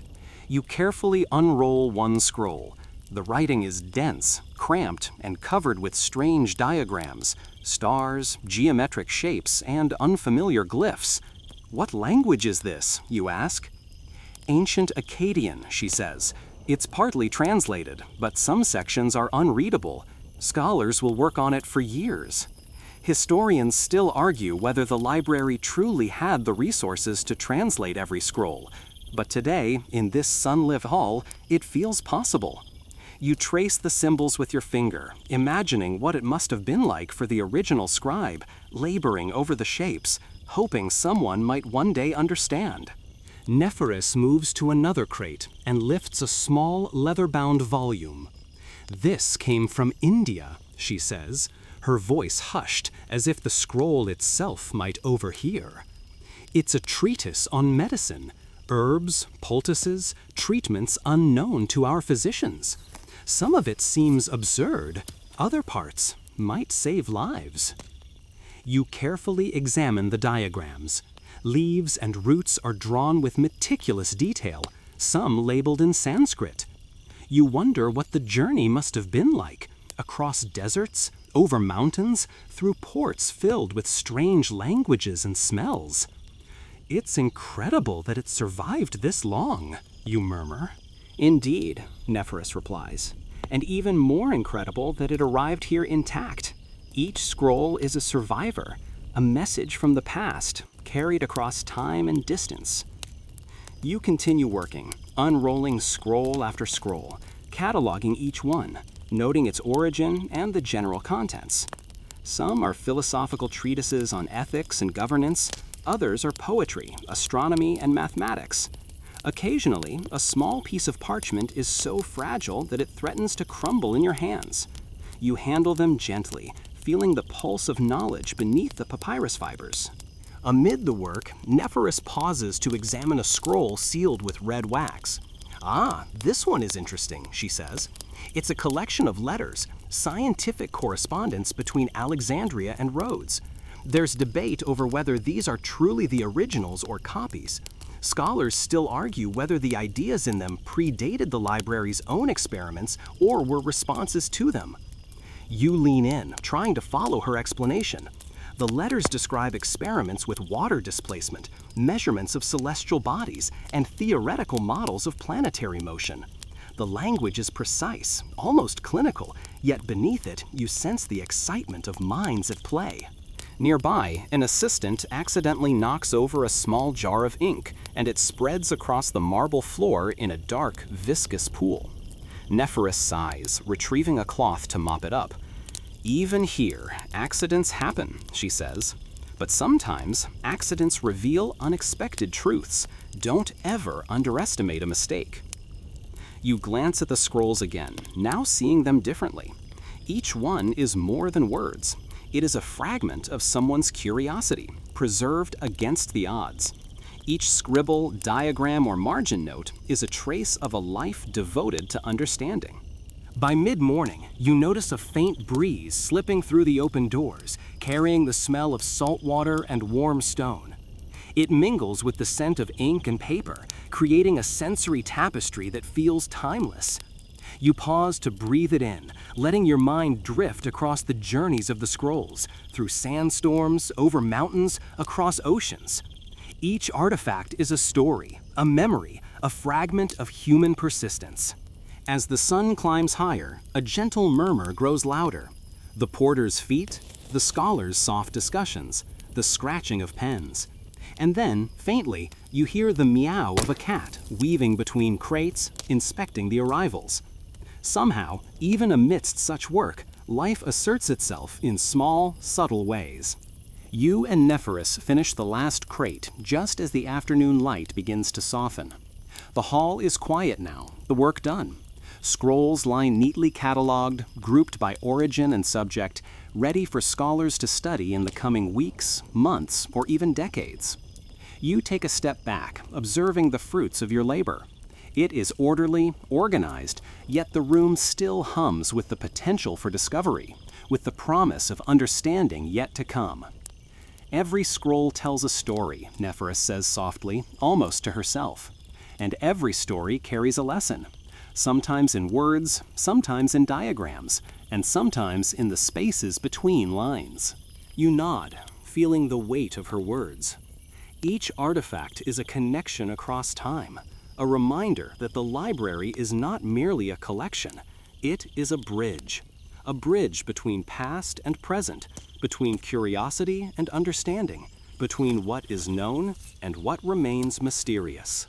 As you leave the hall, you glance back at the carefully arranged scrolls. Somewhere within the marble walls, countless minds have left their traces, and countless more will follow.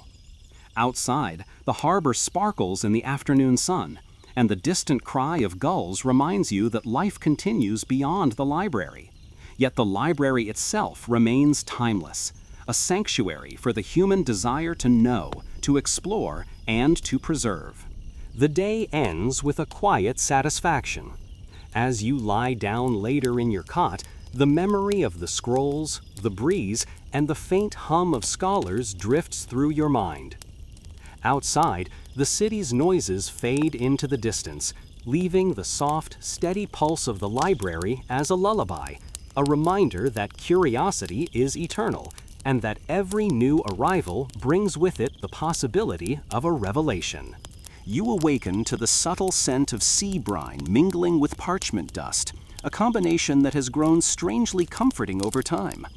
Today, you are assigned to the rare manuscripts wing, a secluded section where scrolls and codices of unusual materials are kept. Animal hides, thin sheets of ivory, and even thinly hammered metals, each inscribed with text or diagrams that hint at worlds far beyond Alexandria. The corridor leading to this wing is quieter than usual. The echoes of your footsteps are swallowed by the thick stone walls, and the distant murmur of the main library seems almost like a memory rather than reality. Nephorus meets you at the entrance, holding a lantern that bathes the stone in warm amber light. "Be careful here," she warns, her voice hushed. "These manuscripts are fragile, some older than anything you've handled before. One wrong movement and centuries could vanish with a single snap." You follow her, carefully lifting the lid of a chest that contains scrolls from far-off lands. You marvel at the diversity of the collection. Thin bamboo sheets from the east, Egyptian papyri inscribed with elaborate hieroglyphics, even a vellum codex with gold leaf gilding the edges. The craftsmanship is astonishing, and you can't help but wonder about the hands that created them, the patience required to ink each letter perfectly. Historians still argue whether all these materials were truly original or copies made later, Nephorus says softly, sensing your thoughts. But regardless, they carry the intent of the original scribes, and intent is a powerful thing. You carefully unroll a scroll that appears to be made of thin bronze. The characters etched into it are angular, precise, and shimmer faintly in the lantern's glow. You run your finger lightly along the surface, imagining the artisan hammering these marks one by one. The text is a record of star positions over decades, noting planetary conjunctions, lunar phases, and eclipses. The precision is staggering. You can feel the weight of knowledge, solid and enduring, unlike the fragile papyrus most scholars handle daily. Nearby, a young apprentice attempts to copy a passage onto a fresh piece of parchment. His hands shake slightly, smudging the ink in spots. "Perfection is a myth," Nephoris remarks gently, as though reading your thoughts. "The library values accuracy, yes, but it values preservation more. Even mistakes tell a story." You notice a small, unassuming codex with a faded leather cover. Opening it, you discover a series of diagrams depicting mechanical devices, some recognizable, like simple levers and pulleys, others baffling in their complexity. One illustration shows a contraption resembling a primitive odometer, another, a device designed to track the moon's phases with rotating disks. "They were experimenting with machines," you whisper, fascinated. "Indeed," Nephoris replies. "The library was as much a workshop as a repository. Scholars debated, calculated, and sometimes even built what they imagined. Not everything survived, of course, but traces remain." You spend the next hour meticulously cataloging manuscripts. Each one requires a careful notation of origin, material, subject, and any peculiarities. Some scrolls bear seals of royalty. Others are simple gifts from traveling scholars. Occasionally, a faint scent of exotic spices drifts from a wrapped scroll, hinting at the distant land it once traversed. You can almost see the traders moving across deserts and oceans, carrying their precious cargo with care, hoping someone would understand the value of their knowledge. In the corner of the room, an old scribe examines a set of bamboo strips with meticulous care. He murmurs calculations under his breath, tracing the movement of celestial bodies across decades. You ask what he's working on. "A calendar," he says, eyes gleaming, "one that aligns with both solar and lunar cycles. Some say it's impossible, but I intend to prove them wrong." Historians still argue whether such precise calculations could have been achieved with the tools available, yet the confidence in his movements, the patience in his eyes, speaks to a culture of perseverance and ingenuity. You realize that every hand that touches these manuscripts contributes to a chain of human curiosity stretching across continents and centuries. Nephoris guides you to a set of scrolls wrapped in black cloth. "These," she whispers, "come from the far reaches of the library's network. They are considered esoteric, sometimes controversial. Some scholars fear them, others revere them." You unwrap the first scroll carefully, revealing diagrams of celestial phenomena intertwined with philosophical notes. The language is dense, a blend of Greek, Egyptian, and an unfamiliar script. You can't read everything, but the symbols evoke ideas of harmony, cycles, and balance, concepts that seem timeless. You ponder the scholars who once handled these scrolls. They lived in a world without telescopes, computers, or even standardized measurements. Yet they mapped the heavens, calculated distances, and predicted cycles with astonishing accuracy. You feel a sense of connection across time, imagining their dedication, their late nights, and the flickering candlelight illuminating their work. As you continue your work, a gentle breeze slips through a high window, carrying the faint scent of salt water from the harbor. It rustles the edges of the manuscripts, a reminder that even in this secluded wing, the library breathes with the outside world. You glance around, seeing the careful stacks of scrolls, the quiet diligence of scholars, and the warm glow of lanterns, and feel a deep sense of reverence. Some of these manuscripts, Nephoris adds, may never be fully understood, yet their presence is enough. They remind us of the vastness of human thought, the courage to ask questions, and the persistence to record answers, however partial. You take a final look at the manuscripts you've cataloged, feeling the weight of history in your hands. Each scroll, codex, or strip is a testament to curiosity, resilience, and the unyielding human desire to understand the world. Outside, the library's columns gleam faintly in the afternoon sun, but inside, this wing hums with a quieter, enduring light, the light of knowledge preserved, nurtured, and passed down through generations.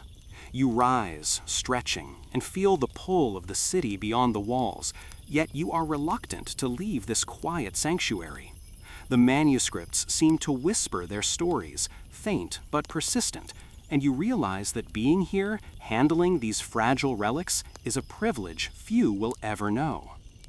Historians still argue about the true scope of Alexandria's collections, but in this room, among these rare manuscripts, you feel the library's spirit most vividly.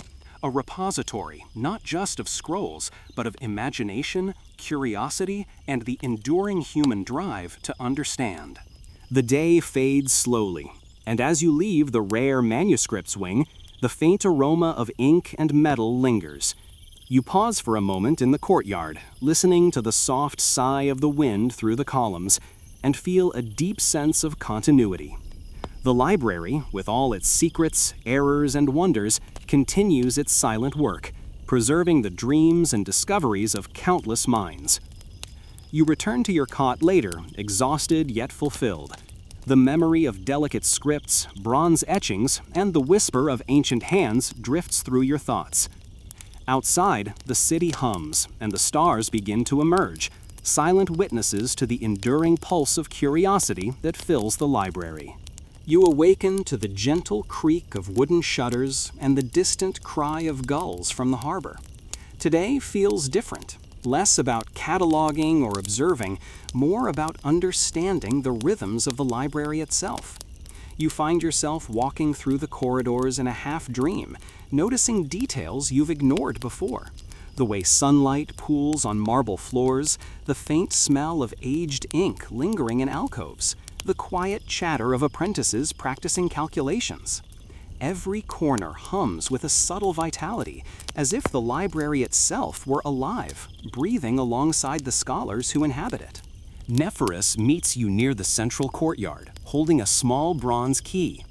"We're going to the conservation hall," she says, her eyes glinting with excitement. "You've worked with scrolls and instruments, but have you ever seen the behind-the-scenes magic?" "Magic?" you ask, following her down a narrow staircase. She smiles mysteriously. "Call it care, preservation, patience, whatever you like. This is where knowledge is protected from time itself." The conservation hall is smaller and quieter than the other wings, lined with shelves holding tools, pigments, oils, and brushes. The air smells faintly of beeswax and resin, a comforting, earthy scent.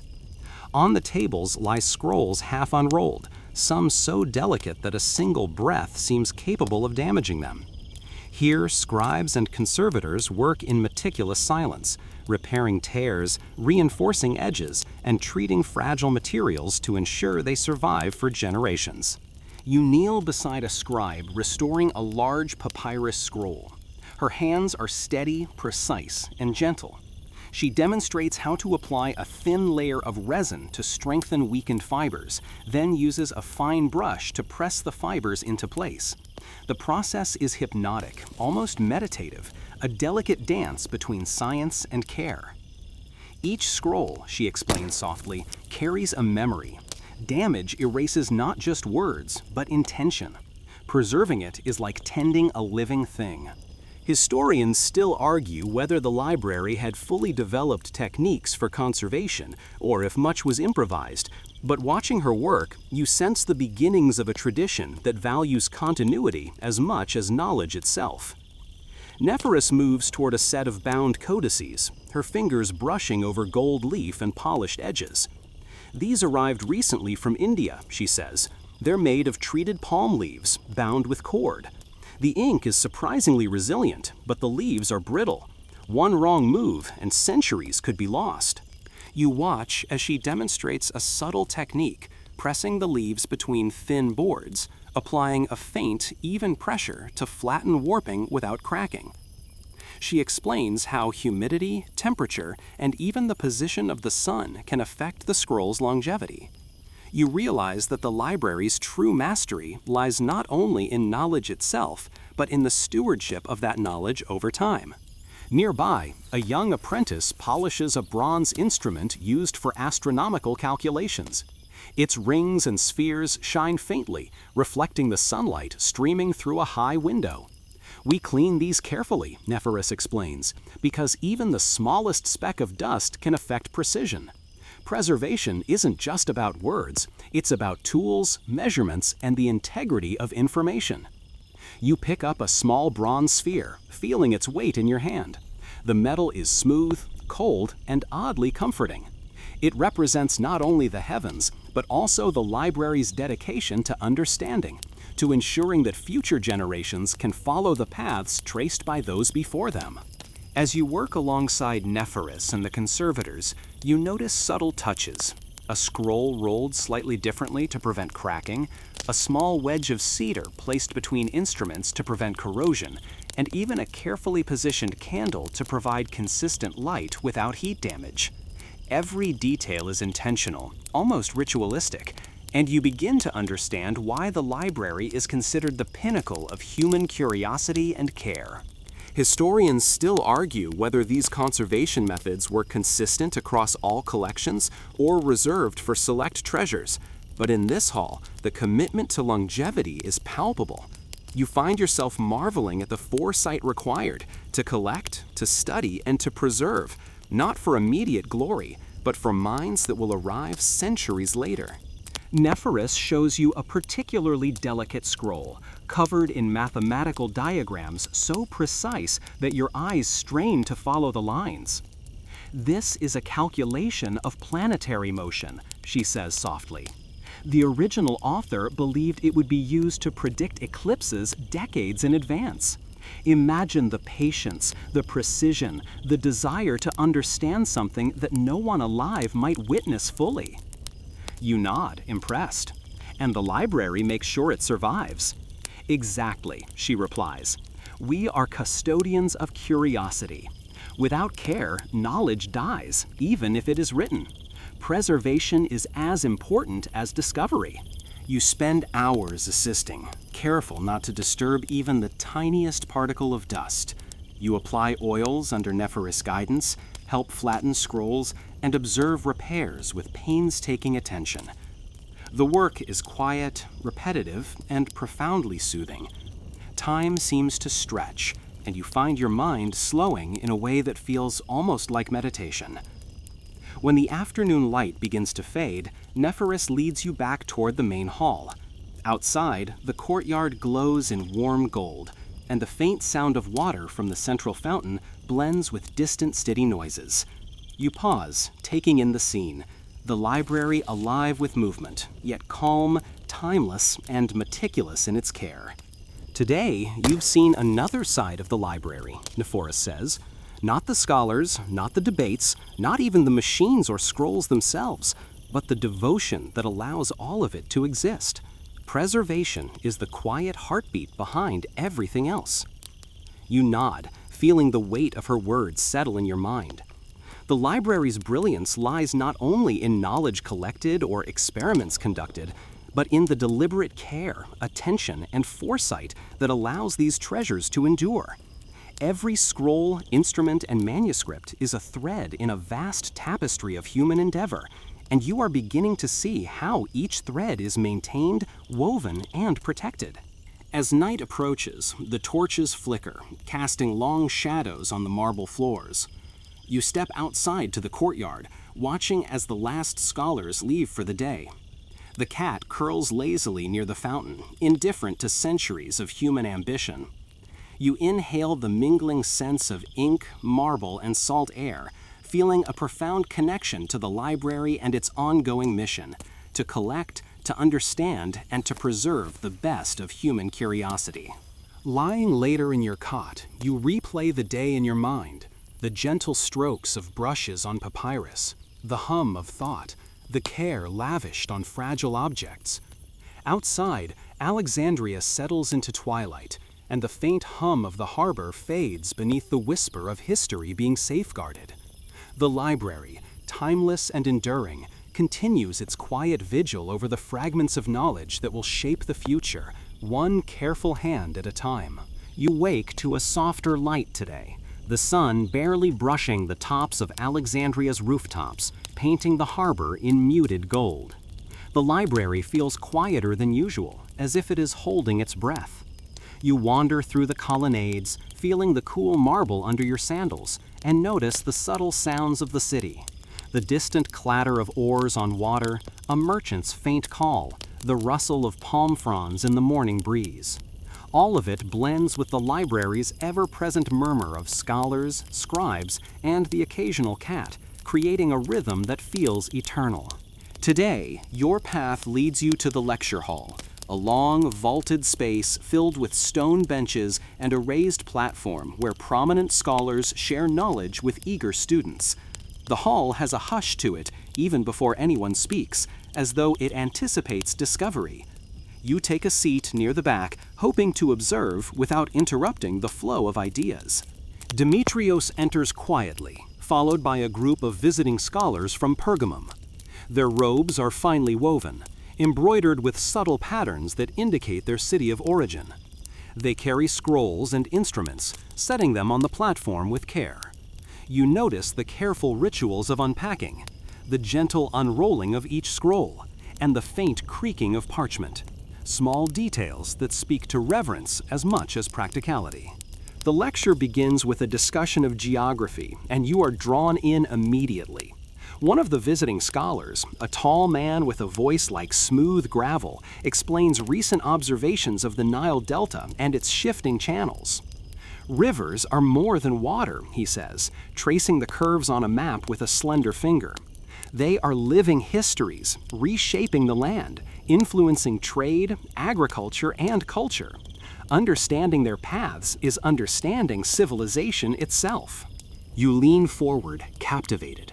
The maps sprawled across the platform show coastlines, marshes, and settlements. Each line is precise, yet the hand-drawn nature lends it a human touch that feels personal, almost intimate. You can imagine ancient traders navigating these waters, relying on knowledge passed down, now preserved within these scrolls. Nephoris leans beside you, whispering, "Some of these maps are based on first-hand observation. Others are reports from sailors who may exaggerate, embellish, or simply misremember. Historians still argue how accurate they truly are." You smile faintly. Even if they're wrong, they're beautiful. She nods. Exactly. Sometimes the attempt to know is as valuable as knowing itself. The lecture transitions seamlessly into astronomy. A scholar demonstrates a portable astrolabe, rotating it carefully to show how the positions of stars can be measured. You hold your breath as the sunlight glints off the brass, creating tiny moving patterns on the stone floor. This is the tool, he explains, that allows navigators to cross seas safely, farmers to predict the seasons, and scholars to chart the heavens. You take it in your hands for a moment, feeling the weight of human ingenuity. The gears and pointers are delicate yet precise, a perfect marriage of mathematics and craftsmanship. Somewhere in the audience, a student whispers to his neighbor, "Imagine if this were lost, whole generations adrift without guidance." Historians still argue whether instruments like this were widely used in Alexandria or kept primarily in the library, but holding one makes the theoretical tangible. You feel connected to countless hands that have measured stars, calculated positions, and preserved observations for centuries. The lecture moves to philosophy next, and you notice how seamlessly the practical and theoretical blend in the library's culture. One scholar explains a principle of cause and effect, using examples from natural phenomena and human behavior. Understanding nature is not enough, he says softly. One must also understand intention, ethics, and consequence. You glance around the hall. Students furiously copy notes, scribbling diagrams, numbers, and philosophical arguments. Some pause to debate quietly with neighbors, gesturing toward maps or instruments. The energy is subtle yet palpable, a tension between curiosity, rigor, and the thrill of discovery. A young apprentice accidentally knocks over a small jar of ink, sending a streak across the floor. The scholar pauses, sighs lightly, and gestures to the apprentice to carefully clean it. "Mistakes are opportunities," he says, almost casually. "Even ink stains teach patience and humility." You chuckle softly, imagining how different this approach must feel compared to the rigid schools of thought elsewhere. Here, error is not punished, but embraced as a step toward understanding. You catch Nephoris watching the same scene, a faint smile on her lips. "The library teaches more than facts," she whispers. "It teaches approach, attention, and care." By mid-morning, the lecture turns to mathematics, and you find yourself scribbling along with the students, attempting calculations based on a series of geometric propositions. One is tasked with measuring the height of a column using only shadows, another with calculating the volume of a grain silo from minimal data. The exercises are simple in theory, but demand focus, observation, and a certain creativity that feels almost meditative. You realize that the library's value lies not only in storing knowledge, but in shaping minds capable of questioning, experimenting, and synthesizing. Every lecture, every instrument, every scroll is a thread connecting generations of thought. You can almost feel the hum of centuries, knowledge accumulating, refining, and rippling outward from this one remarkable institution. As the lecture concludes, the scholars invite questions. A young student timidly asks about translating measurements from distant lands with differing units. The visiting scholar smiles. "Adaptation is key," he says. "We translate, adjust, and compare. Measurement is not absolute, it is relational. Understanding comes from perspective, patience, and meticulous care." You glance around the hall once more, noting the mix of cultures, languages, and approaches.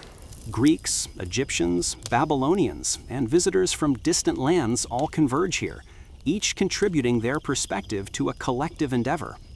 It's a microcosm of the world itself, a testament to the power of collaboration and shared curiosity. Historians still debate how much of this interaction was common or exceptional, but watching it firsthand, you feel the weight of human ambition intertwined with humility. Knowledge here is both personal and communal, a shared pulse that courses through the library's halls. By afternoon, the lecture hall empties gradually, leaving behind faint traces of ink on parchment, small scuff marks on stone, and a lingering sense of discovery. You wander toward the courtyard, where sunlight glances off the fountain and the soft hum of the city beyond the walls mixes with the gentle whisper of the library itself.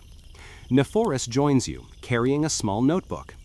"Every lecture, every demonstration is a reminder," she says, "that knowledge is alive. It grows, adapts, and spreads. The library may hold scrolls, but it also holds the spark of curiosity that animates them." You nod, feeling the truth of her words. Outside, the harbor glimmers in the late afternoon sun, the cries of sailors and gulls blending with the rustle of pages and the faint hum of human endeavor. Alexandria continues its ceaseless rhythm, yet the library remains a sanctuary, a heart of measured curiosity, discovery, and quiet wonder. As you return to your cot later, the sounds of the lecture hall linger in your mind. The scratch of pens, the soft murmur of questions, the gentle excitement of minds at work. You close your eyes, letting the cadence of ideas, observation, and shared understanding lull you into a reflective calm. The library, timeless and patient, continues to nurture curiosity, preserving it for those willing to follow, to question, and to dream.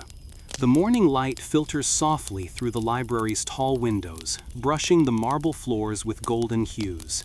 You rise from your cot, stretching and taking in the quiet that has settled over the complex. Today, you are venturing into the map and geography wing, a space devoted to understanding the world beyond Alexandria's harbor, beyond the Nile, even beyond Egypt itself. The air here carries a faint scent of chalk, ink, and dried reeds, mingling with the earthy aroma of rolled maps and sea charts stacked carefully on low tables. Nephoris greets you at the entrance, holding a large rolled map tied with cord. Today, you'll see how the library tries to grasp the vastness of the world, she says, her voice soft, tinged with excitement. Maps are more than navigation. They are interpretation, imagination, and sometimes ambition. They show not just what is, but what might be. You follow her into the room, observing walls lined with wooden cabinets, each drawer labeled with the names of far-off lands: Persia, India, Arabia, the coasts of the Mediterranean, even speculative sketches of lands beyond. You pause by a table where a partially unrolled map depicts the Nile Delta with astonishing detail: tributaries, marshes, towns, and trade routes marked with precision. You trace the lines with your finger, imagining the countless travelers, merchants, and scribes whose observations contributed to this living document. Nearby, a scholar adjusts a string stretched across the table, measuring distances with meticulous care. Even small errors compound, he murmurs. A miscalculated league here could send a navigator off course for days. Accuracy is our duty to those who will rely on these maps. You unroll another map, this one depicting the Aegean Sea. Tiny islands, marked with names in Greek, shimmer faintly under the sunlight. Some are familiar, others seem almost fantastical. How do you know these are accurate, you ask? Nephoris smiles. Some are based on first-hand reports, others on travelers' tales. Historians still argue how much of what we have is observation versus legend. But each attempt to depict the world expands understanding, even if imperfectly. You notice a curious map tucked in a corner, drawn on darkened parchment. It shows strange coastlines, jagged mountains, and rivers that do not appear on any other known chart. Tiny symbols, half familiar, half enigmatic, mark areas labeled in Greek, Egyptian, and an unfamiliar script. Your fingers hover over the lines, hesitant to touch. The edges of the parchment are worn, suggesting it has traveled a long, difficult journey. Ah, that one, Nephoris says, glancing at your discovery. It came from a merchant's shipwreck near the Red Sea. Some say the map depicts lands beyond what we can currently reach. Others insist it's a story meant to intrigue the curious. Either way, it belongs here. You unroll a third map, this one showing the deserts of Libya and the trade routes of caravans. Tiny drawings of camels and merchants adorn the pathways. The attention to detail is staggering. The thoughtfulness in representing both terrain and human activity almost poetic. You imagine traversing those sands, relying on guides, stars, and the wisdom recorded on these parchments. Nearby, a young apprentice struggles to align two overlapping maps. Patience, Nephoris says gently. The world does not always fit neatly into lines and measurements. Sometimes understanding requires trial, error, and imagination. You pick up a set of small charts showing star constellations mapped alongside coastal features. It's an elegant fusion of astronomy and geography, a reminder that the library sought not only to record what was visible, but also to interpret patterns, connections, and possibilities. Historians still debate the accuracy and sources of many of these maps, yet the act of mapping itself becomes clear to you, a combination of observation, calculation, narrative, and hope. These maps are instruments of knowledge, but also expressions of curiosity, ingenuity, and ambition. You spend hours moving from table to table, examining maps from Egypt, Greece, India, and beyond. Some are practical, used by navigators and merchants.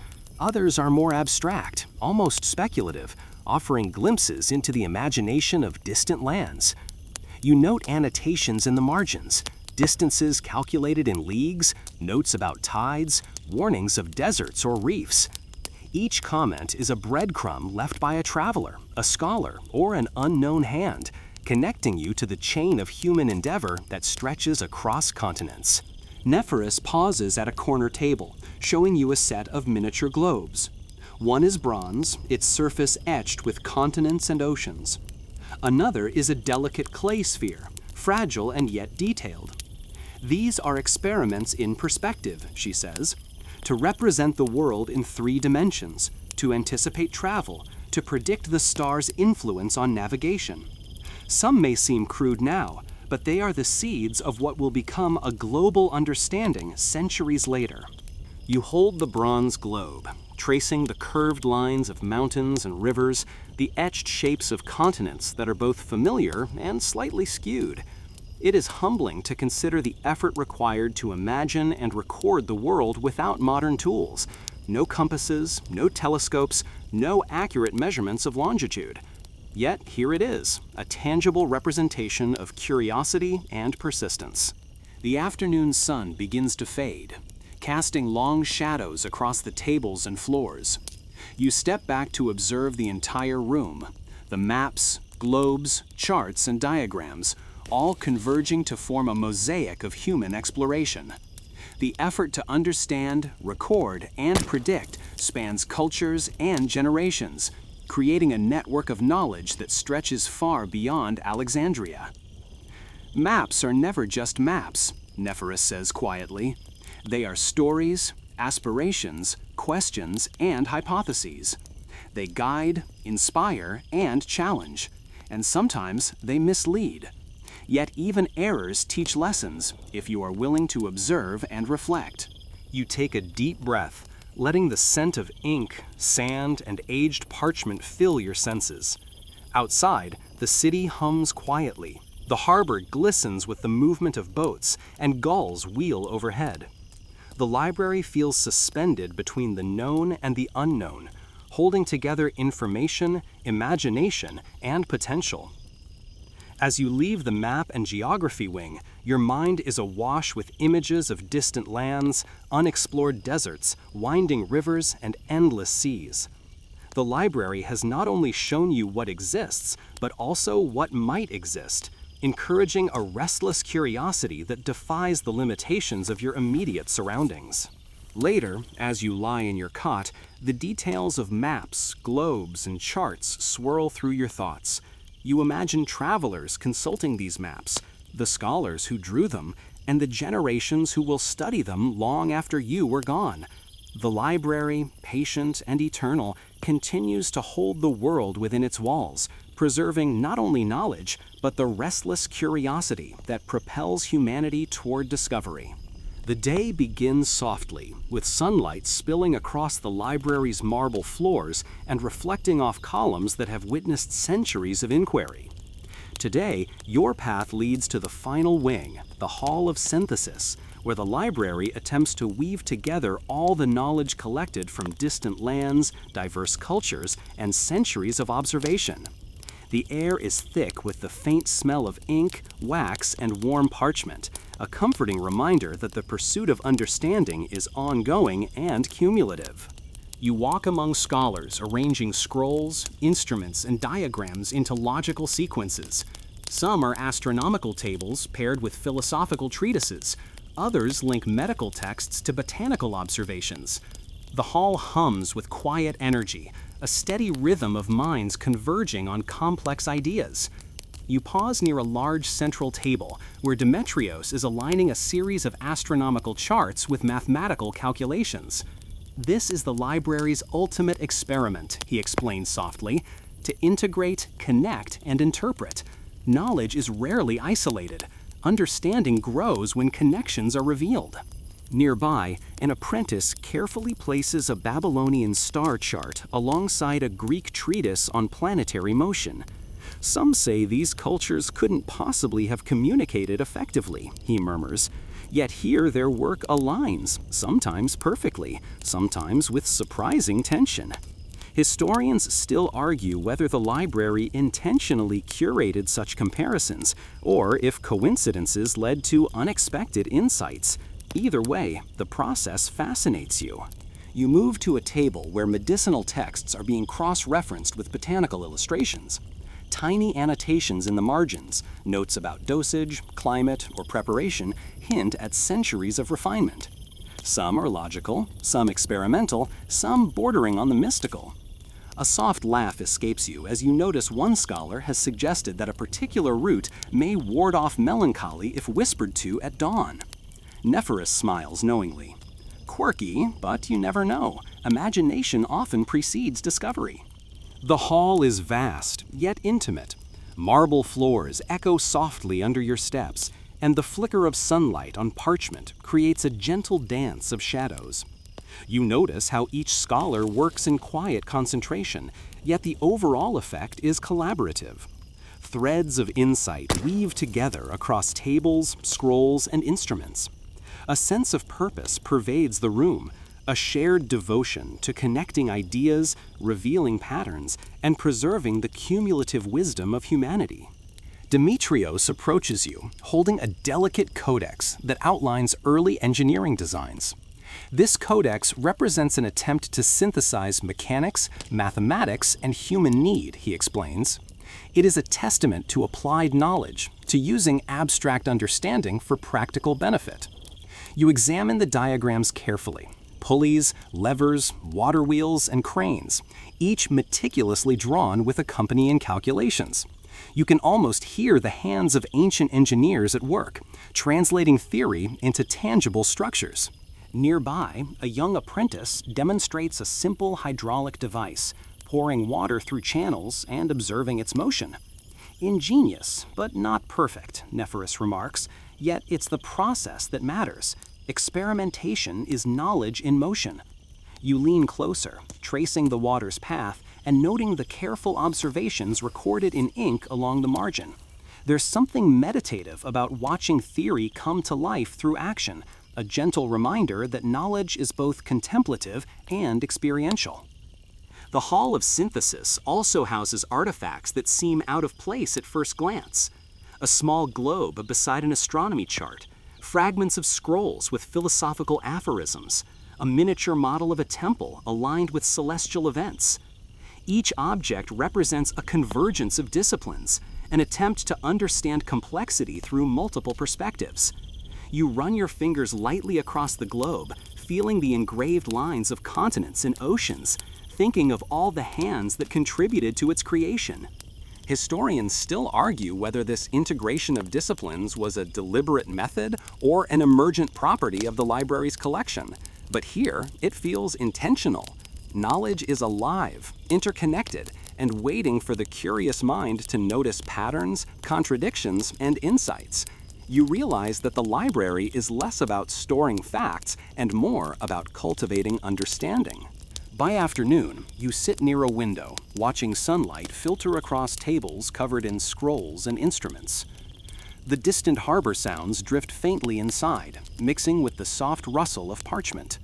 Scholars whisper ideas, annotate texts, and calculate patterns, yet the room remains a sanctuary of calm diligence. You take a deep breath, feeling the pulse of collective curiosity. Nephorus approaches with a small, fragile scroll. Some of these texts may never be fully understood, she says. Yet their presence is enough. They inspire questions, methods, and connections. Preservation is as crucial as interpretation. You trace the lines of ink, marveling at the intricate diagrams and marginal notes. The scroll itself feels alive with human intention, a fragile bridge across time. As dusk approaches, you take a final walk through the hall, observing how the various threads of knowledge interlace, mathematics with philosophy, astronomy with engineering, medicine with botany. Even the smallest notes, the most curious margins, contribute to a living network of understanding. The library is not static. It breathes, evolves, and patiently awaits the next mind ready to connect the dots. You settle into your cot for the night, allowing the quiet of the Hall of Synthesis to linger in your mind. Outside, the city's noises fade to a distant murmur, and the soft glow of torches flickers through the library's corridors. You reflect on the centuries of human curiosity preserved here, the experiments, the mistakes, the imagination, and the dedication. The library is more than scrolls, maps, or instruments. It is a testament to patience, care, and the relentless pursuit of understanding. Now, slow your breathing. Let your thoughts drift over distant lands, intricate diagrams, and celestial motions. Imagine the quiet footsteps of scholars, the soft scratching of ink on papyrus, the gentle creak of wooden furniture, and the faint scent of parchment in sunlit halls.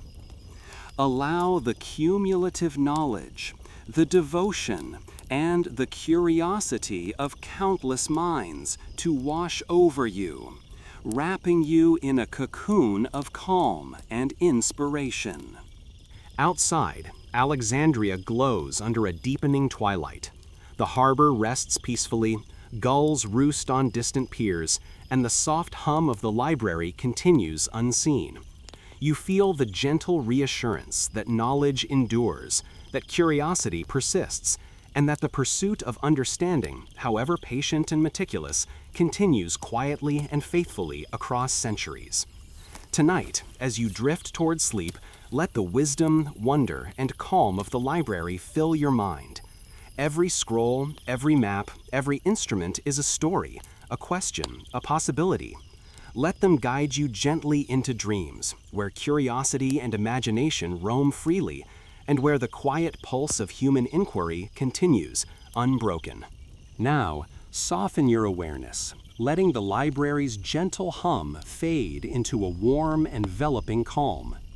Picture the marble floors bathed in the last rays of sunlight, the scattered scrolls resting quietly on their tables, and the faint glow of torches flickering against high walls.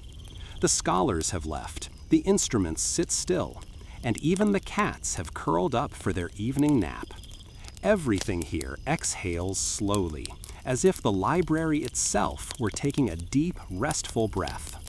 Imagine yourself walking through its empty halls, your footsteps absorbed by the cool stone, your hand brushing against smooth parchment, feeling centuries of human curiosity lingering in the fibers.